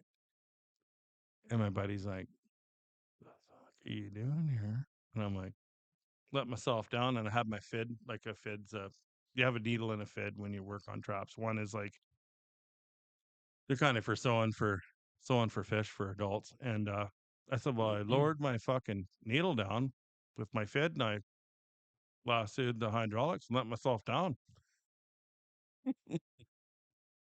Were you a hero after that? Jesus. They must have thought, oh, this guy's They probably a still superstar. don't fucking know. They still don't know because I was a big fat fucking liar at that point. And I'm like, I don't fucking make up a story. Oh, Because if they knew wow. I let some old bastard let me down, that wouldn't be a fucking very good story. So I was like, no, I just fucking lassoed the thing, let myself down. Then I fucking smoked some dope, and here I am. So I didn't. I just totally bullshitted and lied, and then I was fine for like a week. Then But the whole trip started off bad because I was like an hour late because I was having coffee with my mother, who was so sad that I was going fishing because I'd already been fishing a few times or whatever, like on these other shitty. Like this was my first big gig on a boat. Mhm. So I was already in deep shit because I held up 12 dudes for an hour to have coffee with my mom. So they basically sacrificed me to dishes. They're like, you're on fucking dish. Every dish, a guy would pour a cup of coffee. He'd take one sip out of it, throw the coffee out, throw the cup out, put it in the sink, and grab another fucking cup. That's old school training. That's I what was it like, was all about. Yeah. it was 1 hour, you fucking dinks. Nobody's ever on time. And this boat was not only on time, it was like, this was my first real job on a boat. It was like, if you show up on time, you're a fucking loser. You're late. Like, we leave at 12. That means, what did I text you tonight? I don't know. We're shooting for 6:30. I said, you said be here at 7 or shoot for 7. I'm like, does that mean 6:30? And you're like, Right. yeah, whatever. Yeah, that's how I'm from a generation that if you start at 7, well, You you need don't to show be up at there fucking early. 7, loser. You show up at fucking 6:30. Yeah. So back then, that was like even more important. And I showed, they were like, we're leaving at noon. We're shoving off at noon. I showed up at like 1. 12 dudes staring at me from the wharf. I'm like, oh, this is fucking bad. This is not And my good. excuse was real. I didn't lie. I'm like, I was having coffee with my mom. Oh, fuck. And that solidified the punishment you Shoot got me for the right in the next fucking face. month. Yeah. Oh, no, the whole season, a Oh, year the whole of just, season. they're like, this season, you'll be doing dishes. Fuckface. All of them. I'm like, well, there's 12 dudes on here. There's no way that one dude can all that. They're like, yeah. And so when you hit the rack, like when you go to bed at night, everybody hits the rack. Guess what Benny's doing? Dishes. Fucking dishes. One dude takes pity on me. One motherfucker, and definitely not my buddy Billy, because he's like, if I talk to you about this, they'll fucking hate on me too. You shouldn't even be on this boat. You're my fucking buddy, but that's second. So he gives me a little bit of guidance, but he's like, I'm fucking out, and this cup's dirty. Give me this. So one dude, fucking Bucky, takes pity on me. He's like, washes the dishes with me one night. He's like, One night. no, he did more, but Okay. he took a bit of wind for doing it. It was sad actually because he was a good guy, and he'd been fishing for years. His wife was her old man on a fucking troller, like he's the epitome of fish guy you look up to when you're a kid. He had the hot, and he had all the pussy, and he was the guy, right? Mhm. The person you're just as a young boy that you're like, holy shit, this dude's even talking to me, and he's like, this is kind of your fault, right? And I'm like, well, do tell. What do you like? He's like, fucking be on time, right? Like, but after a month or so, he was like, this is getting ridiculous. And he helped and he was really good to me. He was a good guy. So, how many years did you do this for? On and off for since I was 16 till I was probably 22, 23. Yeah. Well, that's And professionally. When I was younger, I went, when I was younger with Dougie, his fish boat and his grandpa and So, So so were- probably from 13, I was on a boat. 14, 15, 16, 17, 18, 19. Yeah, too fucking 1 year is too long. Don't and go. so did you ever get to repay the favors of being the guy who trained the rookie? Yeah. Oh, yeah, for sure. Yeah. Were you as mean? No, not at all. No. I'm part of the problem. You killed it. You killed the Yeah, industry. part of the problem. I should have been putting peanut butter up people's butt shots trying to get dogs to fuck them, Lick them. but I didn't. I was. They would only lick. I don't know what they would do. I'm not a dog trainer, so I don't know what bull semen tastes like, and I fucking no clue how dogs fuck. But yeah, no, I didn't do. I was like, yeah, I didn't. I always was try to be better for whatever reason. I don't know if that's better or wrong. I mean, that's up for debate currently, right? I mean, you look at our youth, Oh, and wow. Can you imagine? I don't imagine there's any youth that, I shouldn't say any. There's probably very few youth in today's society that would be able to handle that. Even I don't even think they'd be subjected to it now. There's got to be a million regulations and stuff to we worked. There was to get a job, we worked for free. So to get on the boat, right. so Yes. there's 10 miles of road you had to even get down to even get to the office. I had a conversation with I don't exactly remember who it was, but it was a young person, and they asked me like, "How did you get to where you are today?" And I said, "Well, number one, my work ethic was not beat into me, but trained into me quite Yeah. early. And yeah, I did a lot of stuff for free to learn stuff." What do you mean you did stuff for free? Yeah, Free. I went and found something I wanted to do and said, "Hey, I'll work until I've learned it, and then you get to pay me." And the Well, conversation probably didn't go like that, but that's exactly how it ended up happening. you've been training staff for how long? Oh, 30 years? You ever crunch the numbers on that? Oh, it's expensive. Yeah. It's huge. I figure the minimum you are to take a person from like 0 to useful is 40K. That's a minimum. I don't think you can do it for less. In today's age, like if I just drag somebody into the industry and I go, well, you were working at the gas station, now we're making t-shirts. So your first year, you're gonna lose. Like that's in your product, it's guaranteed 20. And they're not gonna know fuck all after a year. There's nothing they can know. You'll stop losing money maybe after 2. You know, Depending on what the industry is. You're going to pay them. They're going to generate maybe their wage, which break even is lose in business. right. There's a certain amount of money you have to make. So every time I look at a person, I go, well, how many years am I going to get out of you? What's it going to cost me to do it? If you get 5 to 7 years out of a new person, that's a $40,000 loss for the first 2 years. If you get 2 years out of them, I don't even know what the loss is because now you got to shuffle that back. You got to go back into a new person unless you're only hiring qualified people. Well, in my industry, and trust me, I spent 8 years learning how not to do things. So I am, and I will preach this to anybody. I'm a firm believer that a coaching service. Yep. If you don't want to lose money by an employee, you hire a coaching service because unfortunately, us as business owners do not have the time or patience to teach somebody how to properly do something. You know what you and I usually do? Okay, do this, do that, do this. I can't tell you again. I'm busy. Yep. And then you come back and they've screwed something up, fucked it up. And you go, okay, you do this, you do that, you do this. And you try to get them to do it again. By the third time, we're getting angry. They still don't have a clue how they screwed it up. They can't learn that quick. We're terrible at it as business owners because we're not supposed to be working in the business. We're supposed to be working on the business. If you're important in your business, you're ruining your business. Exactly. Yeah, it's a struggle. So let me tell you about coaching services. And I don't care what businesses that you get into, there's a coaching service for it. You have to vet your coach for sure. But the training that they provide, and yeah, it might be a couple $1,000, you will offset that loss exponentially. Yeah. Exponentially. Because that's what I did. We hired a service advisor, and she had the right attitude, and she had a bad attitude, both, right? And I think I met her. yeah, no, She turned out to be a pretty good girl. Yeah, I that's mean, good. like every boss employee relationship, you have your butt heads at times and stuff. But she has worked very hard, and with the training that she has just gone through, her attitude and what she's knowing is looking like it has almost done a complete 180. Nice. And the coaching that I did for the business has taken us from a point where we were having to shove money into it from our other business to make it flow through to, we're going to actually be able to not have to do that anymore. So That's awesome. Well, that's the I goal. don't know if there is there's a training video Of or course there is, something like yeah. that. So I mean, I believe 100% in that I because think I'll make one now. us owners are terrible teachers. No, we're not.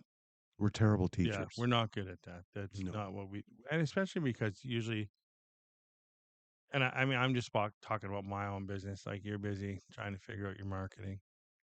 Oh, You're absolutely. running your Google AdWords, and you're figuring out your keywords, and you're doing all these other things. The dynamics of just keeping your day to day going, and then your wife is probably on the side of her desk. She's like, "Holy, What are you spending this for? Where What did is this that? go? What's that? What the fuck is that? Oh, Right? but And hey, if it wasn't for them, no, we'd be broke. well, that's right. Yeah. So there's all these dynamics of like, where do you think the work comes from?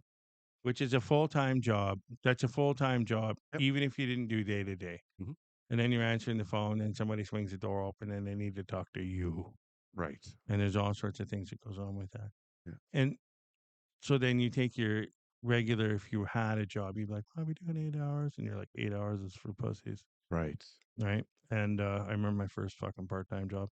And then you go home, and then you can't shake it. And then you're back on, and then you get up early, and you're on your computer, and you do all those things. So you become what I don't want to say is overwhelmed, but you're definitely consumed. Like a lot of it goes into it until you crack the code. Oh, trying to figure out what you're supposed to do every day Yeah. with every Because aspect of you your could business. spend a day, you like go the here big and thing there. that you should be doing is right fucking here, like marketing, and you should be really working on your keywords and increasing your flow through your traffic. And what's my funnel look like? And what's my downstream? And What's your company procedures and all those things. policies? Those are all, but then you got these million other little fucking fires like, where's the left chest go? Or whatever. I got 2 tires that go on the rear. Where's the rear? Like Right. you start putting out little fires and you allow access to yourself in a way that's probably not good for the company. But also you want to be there for your staff. So you're trying to be good and you're like, okay, well, I'm going to allow a certain amount of my time. But I mean, next thing you know, you're doing 20-hour fucking days. Right. And there's this big, hairy fucking problem that you should be working on, which is like the key to all And you don't get success, time and to you do it. can't get to it. Yeah. And the door swings open. They're like, "Hey, do you know where the countertop place is?" You're like, "Holy fuck! Does this look like the information booth, bitch?" Like, I got customers coming in and going, oh, wow, you're actually at work today? They didn't realize that I can't get any work done here. So I have an office at home where I do majority of my work from.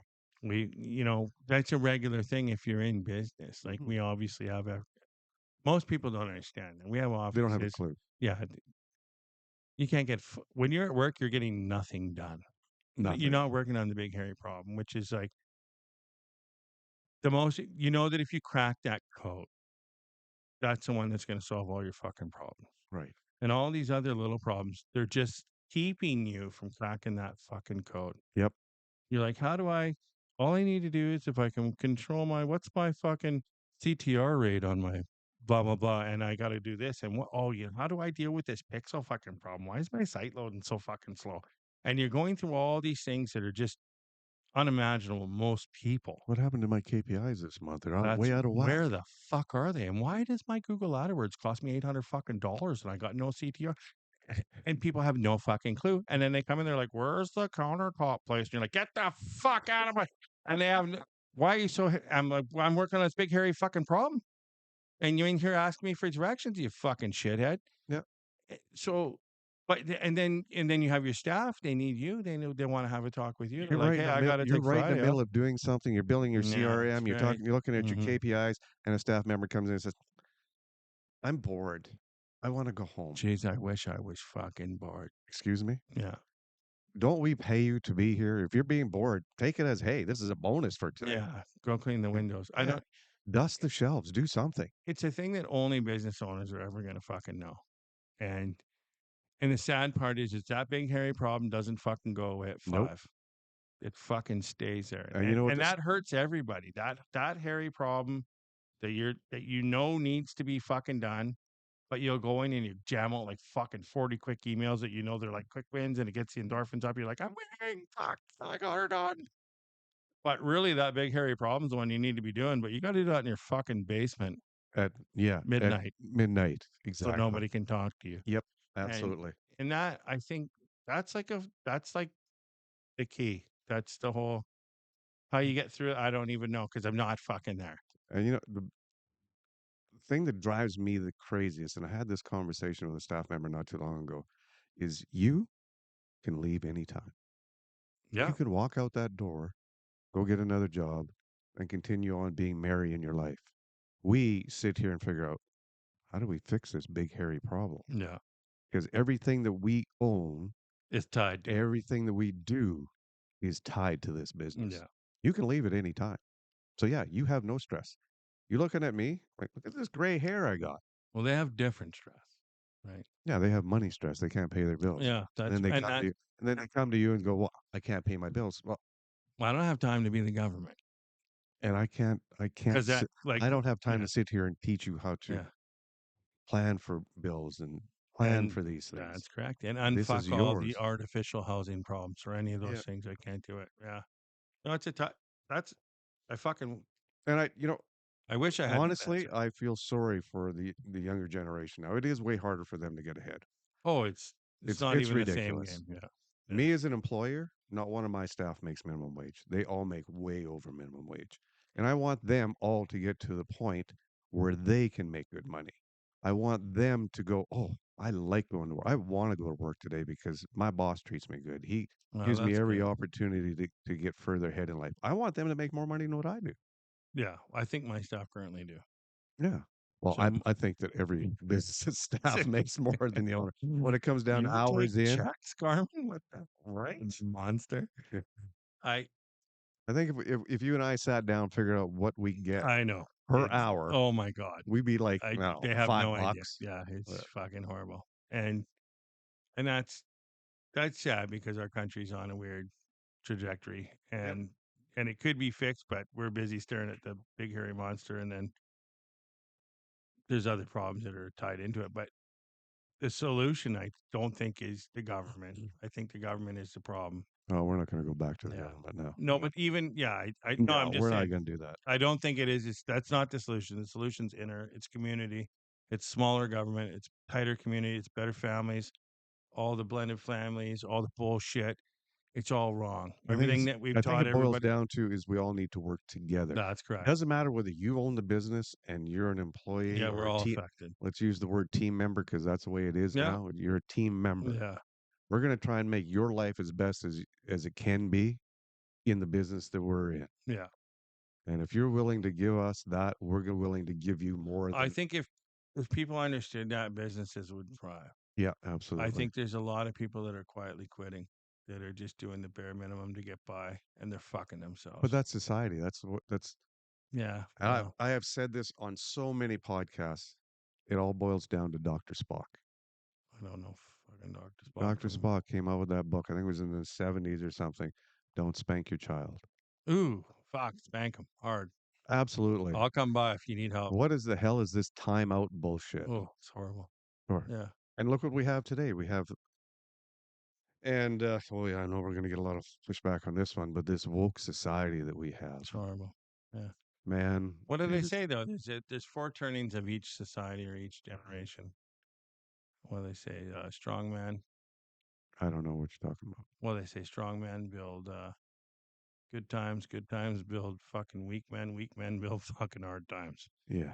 And so the generation that's strong, our grandparents or whatever, they went to war. Shit, I think my grandparents or my grandfather lied to get in about his age to get to war, and because he wanted to fight for his country, right? So he's strong. I'll do anything for this. And they build a good time, and then a good time builds like fucking men. We don't need them. Fuck them. And women are like fuck them, and guys are like fuck women, and good times. Well, they create the weak men, and the weak men, they're like here comes the fucking hard times. And I think we're in the Watch. hard times. I think that We're getting there. Absolutely. yeah, I think that we had the strong men. Like if you looked at, they were, like I said, you're only a few generations from all your fucking family went out and shot deer to eat. And guess what happened if they were bad hunters? They starved. They died. Yeah. And that's exactly, Yeah. if we do get into a situation where we end up in a world war and they have to bring back something like the draft. Could you imagine? Oh, Imagine if they called you. I'd be like, you dialed the wrong number, you piece of shit. There's 19 million fucking reasons yeah. Number one, why I'm not fighting for you. I was born in 1962, so don't call me today. Yeah. So there, we'll get that one right out of the way. I might check actually which side I actually want to fucking fight for. That can, yeah, Who's depending on the politics. First off, motherfucker, yeah. who's invading us? Yeah. Because I might like them more than you. Is it America? Because I'll fucking switch teams immediately for America. I'd be switch right immediately. Like I'd be like, I'm a Canadian American dude now. I think my point is here is what would this generation, like even our generation, let's face it, we have not been. It's been a peaceful time. We are part of the good times. Yes, absolutely, for sure. Had Except it for that dog with the peanut butter incident. But yeah. And being hung up by the crabs, yeah. Generally speaking, I came in on the. I was blessed by luck and fortune to be born in a time that was amazing, and a lot of people were not born. Absolutely. World War I, World War II, the 30s with the Depression. That was tough times. We won the time lotto. Made tough men. We won the time lotto. I'm not gonna sit here and fucking pretend that like, oh, I'm a good hunter and I got no, fuck that. I was born in an amazing time. I have no control over that. I was born in a great country. Absolutely. Right. So it was, even I call it a shithole now, but I mean, well, it is. It's been destroyed. It's getting there, but we're still, even as a shithole country, we're still living way better than most countries. Absolutely. I'm a lot of things that are out of my control gave me a lot of blessings that I'm totally well aware of. I get it. And I'm not talking about being white or any of that fucking bullshit. Here's the deal. Strong family. You know what they do? They build a strong community. You know what a strong community is? Politics. They don't have no fucking part of that. No, absolutely not. You got to make sure that you pick a side and that everybody needs to be divided. You got to make sure that it's so fucking lopsided and crazy. We're back on politics. Well, again. that's everything is politics. Yeah, but I'm trying. Let's get out of that. Let's get out of it. But that's what it is. They got to make sure it's so lopsided and fucked that the nuclear family has no chance. No, because why do you think? Why do you think drugged back into this? Okay, the nuclear family. You want to talk about a family that is solid and non-separable? Stop fucking milking that ball.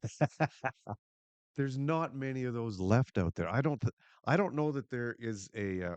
I'm sure there's families out there, but there's not a lot of solid families anymore. Well, 50%. 50% of what? Marriage ends in divorce. Absolutely. Yeah. So 50%. So 50% of families. Broken. Those are broken and families. Fucking just destroyed and fucked. I'm from one of those families. You're not. Your parents were together, weren't they? Yeah. I mean, absolutely. right till the end. I recall. Yeah. Sadly, I was there. My family, fucking nightmare. Well, you turned out okay. That's up for debate, I would imagine, depending on the fucking rumors in. But you know, so and I'm a product of that, right? So they normalize stupidity and they normalize division, they normalize breaking up the family, and they normalize instead of fixing it, throw it away. It's like the fridge, right?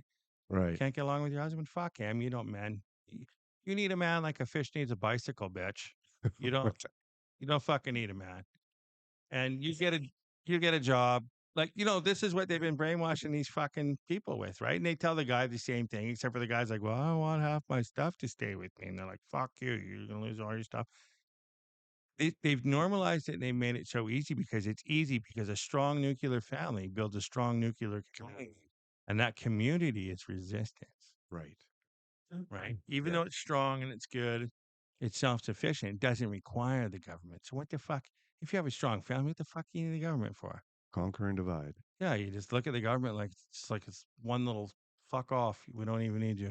There was a time when I do believe governments worked well for us. It's like the media. There was a time I think that when is you could true, turn on the TV and actually get news. Now you can't get that. No, it's been misrepresented. And not only that, like, the fuck is one guy running our country for? Like, we haven't modernized democracy. We're running on the same program they've been running for a fucking 100 years Right. with no changes. More rules. No, none of the rules deleted, just more rules added. More rules, no So, changes. same Three platform, though. times the government. One fucking dude, she runs the country, and he's what the hell? But fuck, we're running. You're horse and buggy in this bitch, right? Like Absolutely. we don't need federal government. We can figure this out No, in small community. we do need a government. I do believe we need a government. Otherwise, I didn't say we didn't this need a government. I said we population don't would. need a federal government. No, I do believe we need a federal government. No? Otherwise, the world would implode. I don't know. You have to have laws, and you have to. Well, Because if you there's don't have laws. You laws, got to have laws. I if you get don't that. have laws, so if you don't have a government to enforce these laws or mandate, I hate that word mandate, to come up with these laws, which then should be voted on by the public, not through a referendum, which costs millions of It dollars. should be but changed. Yeah. how about, hey, I think us as a government, we want to try this. Let's put this out because you can get that emergency text on your phone every day. They Oh, want to put God, that out that's there. horrible. So they punch that in. What do you think about this? Okay, well, I read it over. You're not allowed to vote unless you actually read to the bottom and hit accept, and then you That's can vote on it. modernized. Yeah. But see, I could take it a step further. How'd you vote? Me? Yeah. In which election? Anybody, any election. Why aren't we tracking that? Why aren't we being like, hey, you don't have to have one policy for the Well, whole fucking country. why would you track somebody who votes? Why would you want to know what they voted? Well, because I think that if you want to On a help personal support, basis? if you want to help support the people, you got to help support the policy that they believe in. So why wouldn't I say, look, I believe in, this is very simple with tech. I could say, I believe in a overarching tax that is a one tax principle that says all people are treated equal. So taxes, what are we paying right now? 12%? Whatever. Okay, well, let's dump all our income tax and pay fucking 30%. I believe in that. That's my system. I say, well, this is the founding baseline that this government believes in that I'm voting for. So on their substructure, I'm going to say, this is who I believe in. I would prefer not to pay income tax, but I'd prefer to pay a flat tax. Well, we have to pay it. We have to pay a tax, otherwise we don't get the No, infrastructure. I didn't say no tax. I said a flat tax. So you across could the board, anybody. you could subdivide it, especially when there's only two fucking parties. Instead of one party propping one up, you can say, I'm a flat taxer. I'm like, why are you taxing people 0% because they're fucking failing, and you're taxing people higher because they're winning? Why isn't tax equal? You're all about fucking blacks, whites, greens, yellows, all being equal, gays, straight. So make the taxes married. equal. Why wouldn't the taxes be equal? Why the fuck are So we? you're saying somebody who makes $30 million should pay 30%. Somebody who makes $100,000 should pay 30%. That is Somebody who correct. makes Yeah, $20,000 that's should. 100% correct. I believe actually that might work. It's called a flat tax. It's called equality. They scream about it in the streets. They're like, I need to be equal. I'm like, So it's equal out well, everything. how much tax have me and you paid as business owners? Yeah, right. Where's the limit? Where is it considered abuse? No, they keep coming and dipping their hands into our pockets for every time they need to start a social program. So why wouldn't they have a flat tax? The rich guys out there, they're not paying shit. If it was me, well, I don't even like the term rich because you're a fucking rich guy. You're a bum. You are. You're a fucking total rich guy. Hey, what about the kid in Africa? Right. What about totally the kid rich child? that guy. Yeah, Absolutely. Yeah, I get where you're coming from. I don't even like the term rich guy. I don't like the term middle class. I don't like the term fucking bum. I like the term equality. If you're going to pretend to be equal, be fucking equal. What is Good point. What is the considered tax rate on your income? What is the percent that's acceptable? Why is it one fucking person pays zero tax? How is that accepted? You make $17,000, you pay zero tax. Another guy makes $100,000, he pays almost fucking 42%. Bullshit. That's not equal. That's the opposite of equal. Oh, well, life's not fucking fair, bud. This is how she goes. Well, if you want to be equal, it's 1%. 1% of the population that makes 90% of the income. They have these shelters that they've lobbied to have put in place. Lobbyists should be against the law. I'm absolutely 100%. But here's the deal. Also, who pays all the fucking tax? We do. No. Middle class. No, you're not, dude. There is no middle class. That's a fake fucking word designed to keep you thinking you're middle class. There's people that pay taxes. There's people that don't pay taxes. Okay. The more money you make, the more money. People are like, oh, Trump doesn't pay any fucking tax. I'm like, you're fucking stupid. Stupid, absolutely. His personal income tax was $700. He sent checks to the government for billions. If it was not for what people call the rich, there wouldn't even be a fucking social program. These people are carrying everybody else. Their tax dollars are considerably higher than poor people's. If you're going to use these terms, which I don't even agree with, Okay, so which term? people that make Let's use the non-terms you don't like. let's just use a simple thing. I make $200,000 a fucking year. How much tax do you pay? Google that. 34%. Ish. It's higher than 34. Ish. Yeah, well, it's in the 40s. It's almost 50% when you narrow it down. And then you take a person who makes $17,000, and what do they pay? Nothing. Fucking zero. How's that? What's the guy that makes $2 million? What's he paying? Well, it depends on how he structures his life. Right, and that's what I'm talking about. But so if you want to talk about you equality, and I know, well, no, but no, I'm going to talk about equality. What if that guy hires 20 fucking people and the other guy hires no people? Do we penalize the asshole that hires no fucking people? No. We shouldn't. Why wouldn't you? You're not contributing. Yeah, well, it's you got to look at the total dollars in. You got to go, well, how much is he doing? Well, this one guy's floating like 10 fucking people to do nothing. He's carrying 10 people on his back. If you're a really good athlete and I just start tossing fucking lead on your back and saying, you got to carry this because you're really fucking good. What about this guy over here? We're going to carry them. What the fuck? That's not equal. So then why do all these, when the elections come around, do the people that are running for office always say, we're going to tax the rich. We're going to tax the rich. What is the rich? They're the fucking rich. What is the rich? You're the rich. So I know I'm having a little trouble following you right here. Are you saying that they are taxing the 1% that make 90% of the money, or are they not? They already have been. They've been paying the tax all the way along. It's all poor people don't fucking pay anything. They pay fuck off. So say you make $17,000 and you don't pay any tax, and another guy makes 200 grand and they're penalizing him in the 40%. Let's just be conservative in this fucking country. He's at 40%. He's higher, but it says at that. And then he buys a fucking house. And then he buys a car. And then he buys, how are you competing? He spends more in a fucking month than this other person, the leech on society spends in 20 fucking years. And I'm keeping old people out of this. I'm just talking about the bums. The ones that don't want to work. The ones that don't want to work, that are sitting around and going, I'm emotionally unstable and I'm fucking scared. What are they paying? What are they contributing to tax revenue? Fuck all. Nothing. Zero. Fucking nothing. So here's a good way to look at it. Say person A is on welfare and they get a welfare check and they buy a coffee for $1. What's a coffee cost a person on welfare? $1. Zero. Because they didn't fucking pay anything. Then you take How did they not pay for? Because it was given to them. Oh, okay. It's free. Right? So you take person B who makes $100,000 a year and pays, let's just, for argument's sake, say he pays 50% income tax. And he pays a fucking $1 for the coffee. What did he pay for the $1? What was it? What was the coffee? You've lost me here. It's $1.50 for the coffee. It's 3 times the fucking money. Person on welfare makes zero money, collects money for $0, pays $1 for a coffee, gets gets a coffee for free. Person makes $100,000, he's only left with $50,000, has to buy a coffee at $1, it's $1.50. Gotcha. Okay, yeah, I understand what you're saying now. So why are we treating people that work their fucking asses off with triple the cost? It's not right. It's a fuck show. And I'm not saying that we don't help the people. People need help. There is a segment of society that does need help. I would remove all finances from it 100%.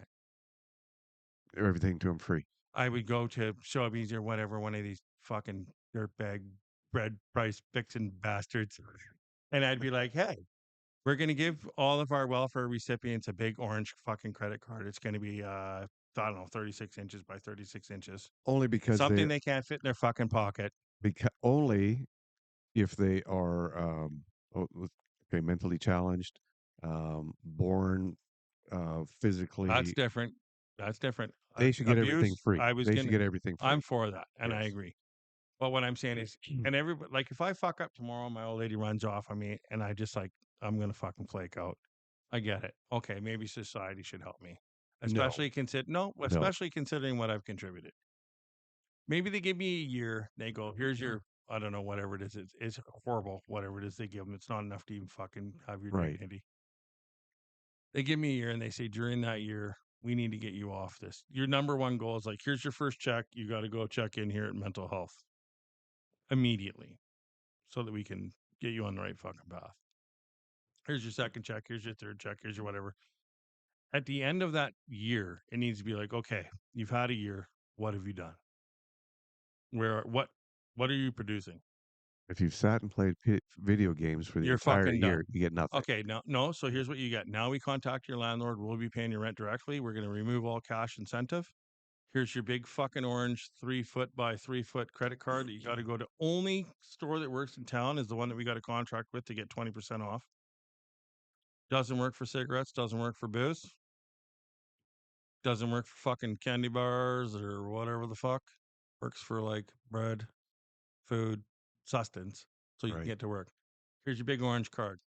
How else can I pay for that? Here's your big orange card.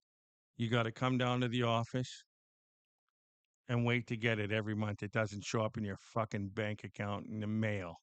You got to come down here every month, stand here like a loser, and pick it up, and then we'll see how things change. They change real fucking quick. And if you're disabled, I'm not talking about you. Right. If you truly are mentally fucking disabled or whatever your problems are, I get it. Life sucks. Right.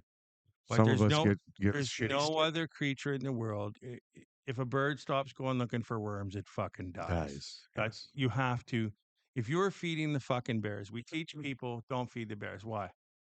They fucking die. So if you're going to feed them, it has to have rules, and it has no rules. People can go on the system; they'll be on the dole their whole fucking life. I had a couple kids. I did this. I did that. Yeah, we fucking do nothing. You're not helping those people. You're actually making it worse for those. You're actually fucking killing those people. If Well, things went, it goes back to the old saying: you can give a guy a fish, and you can feed him for the day, or you can teach him to fish, and he can feed himself for life. that's how it should be. Or that's my opinion on it. Anyway, I mean, I get it that there's people are born with no legs and life sucks. I'm going to throw this one out at you, and this is going to be the last subject for the night. What do you think of a cashless society? You ever watch the show Star Trek? Yes. Okay. When I was a kid, I watched Star Trek. Okay. That's the Spock reference that you were going with. Yeah. No. That Dr. Spock is way after. Nothing to do with Star Trek. Okay. So anyway, in Star Trek, in the future, there is no money paid out. You,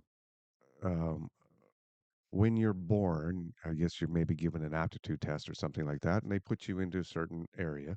I don't buy into it. And you work that area, and that's how you contribute to society. Everybody contributes to society in one way or another. Well, now that's good. I mean, we're sitting at a capitalist moment in our life right now, where I'm going to work hard so I can have that bigger house, or I'm going to work hard so I can get that Dodge Hemi or whatever. Right? That's what we do today. That's why we go out and work, because we want stuff. But what about a society that you don't have to want stuff? What about a society that, hey, I want to go boating tomorrow? Yeah, well, there's a whole bunch. As long as you're a producing member of society, you can go take that boat. You and your family can go boating. How many days can I boat? Well, I guess that's going to be depending on if you. I guess there's going to be some sort of rules in there where you're going to go. Okay, were you at work at? Who's got to change all the shitty diapers? Well, that would be somebody's what they would opt into. So humans are always going to say, life's fucking better for you. Like, you've been in business. How many people must be nice? Oh, Jesus fucking Christ. If you had a nickel, you'd have more than a bunch of nickels. But if you look at this, and trust me, I'm definitely not a lefty. I'm a righty all the way. No, I know. I've seen for sure. you pee, so well, fucking hunting. There has to be a fundamental change in the society as we know it. It's coming. We can't keep on as a capitalist society where you have to pay $1 to get that. There has to be something where you become. It has to be inbred as soon as you're born that you need to be a contributing member of society, and then there is no more want. So that's capitalism. There's if you can show me another system, and I know what you're saying because it's a dystopian nightmare. If you could show me that system working somewhere, something better than capitalism. If you can point, and everybody does it, like, oh, Venezuela, and then, well, that's a bad example now, but I mean, there really isn't a system anywhere in the world in nature. Because where would it end? Well, your old lady's better looking than my old lady, so now I deserve her. It will never end.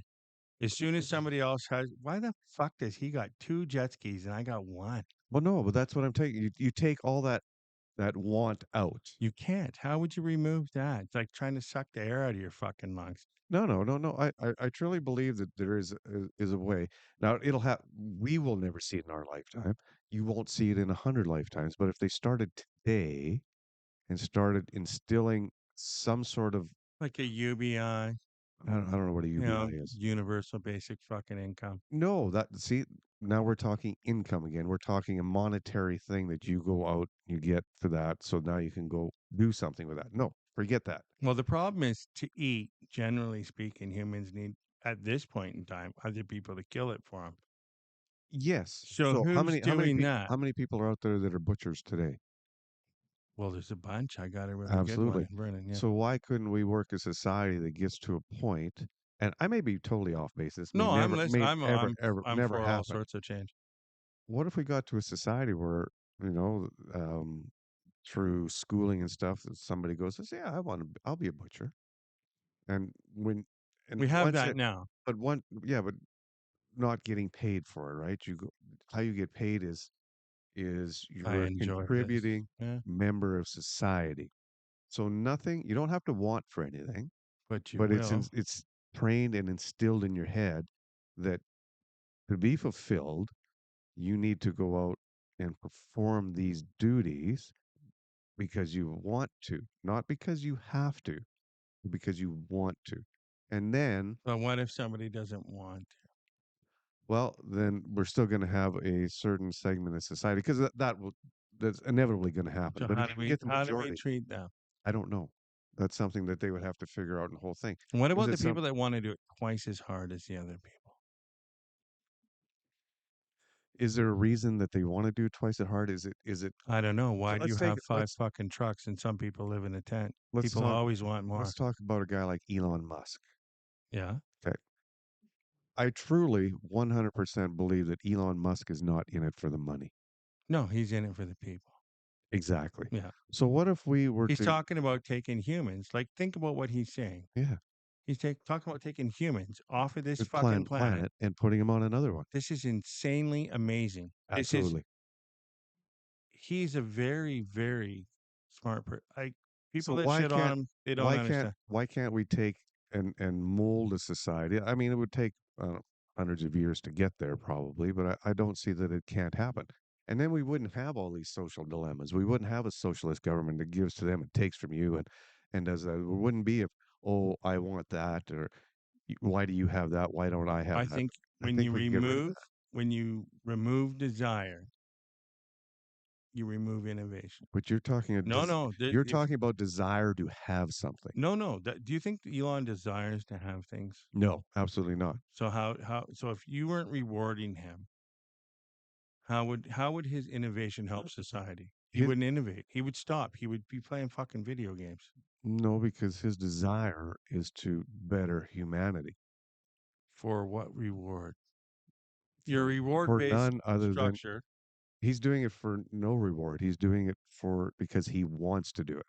And this is It's okay. an. I Maybe I'm love. deadly No, wrong. I Maybe no I'm no. deadly wrong on this, but that's what I see from this man. I He's dig worth it. billions of dollars. You don't see him out there flaunting these boats and houses.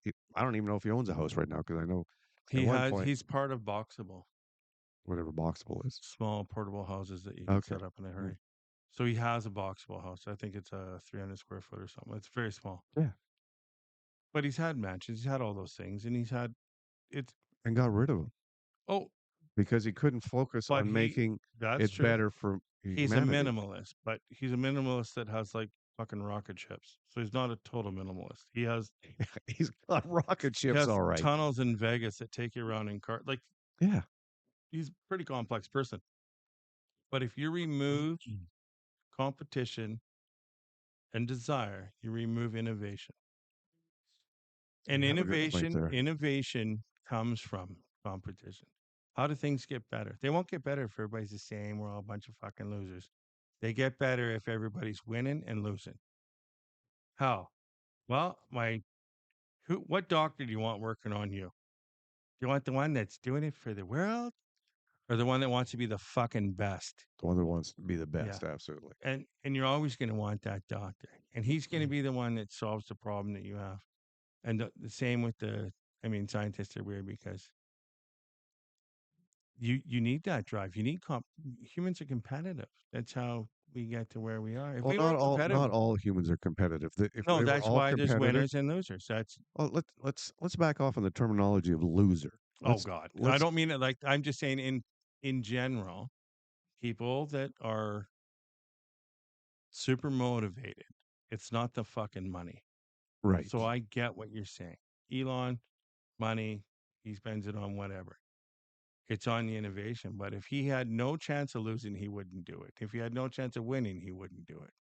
Well, He would have no desire. I truly believe that through education and maybe a little mindset change on the human race, we can have people like Elon Musk, and a majority of people would end up being like Elon. Maybe not as smart, but still have that same drive, I know what you're like saying. the RFKs in the world.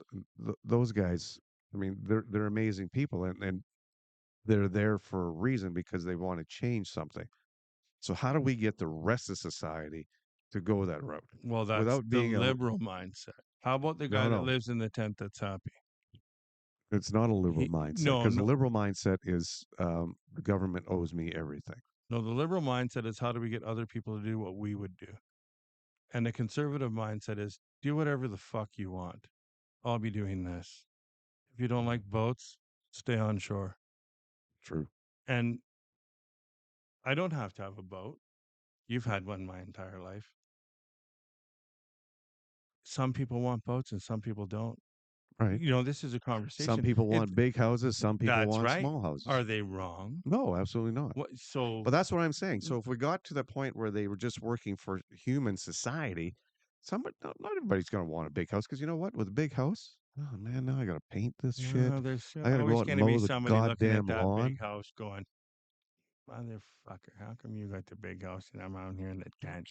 Only because if you want a big house, Well, then I think the government should give you a goddamn big house. Government to give you have to give it to them, and then some other poor slave has No, to because build if it. you go to a cashless society, you don't need money. You just need the government. Say, okay, So who's cleaning your fucking toilet then? Who clean your own damn toilet. With your plumbing breaks? There has to be. Then you bring a plumber in. No, but that plumber, everybody's going to want to be a gynecologist and a fucking surgeon. Oh, good Lord, I would not want to be a gynecologist. Be looking at pussies all day. Nobody's going to want to clean the sewer. Who's going to want to pour all the concrete? There's a reason why those jobs are higher paying. Because they're hard to fucking do.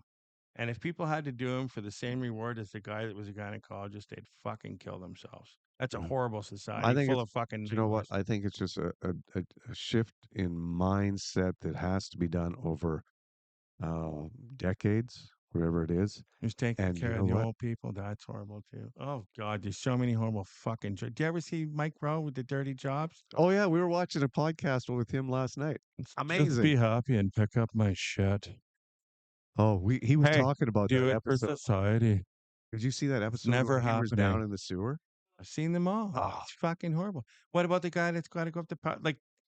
Yeah, I understand. We're a reward-based society, and it's never gonna fucking. It's a utopian thought that I think it's a nightmare. It makes me sad because I'd probably be the one cleaning the shitty fucking toilet. Okay, buddy, we're gonna. All right. On that note, yeah, my friend, thank you for coming. It's been a blast. Awesome. It's I can't believe that it's gone this long. This is quick. All right. To Bull Seaman. Cheers, buddy. I don't even. Oh, I do have a beer left. Cheers. Cheers.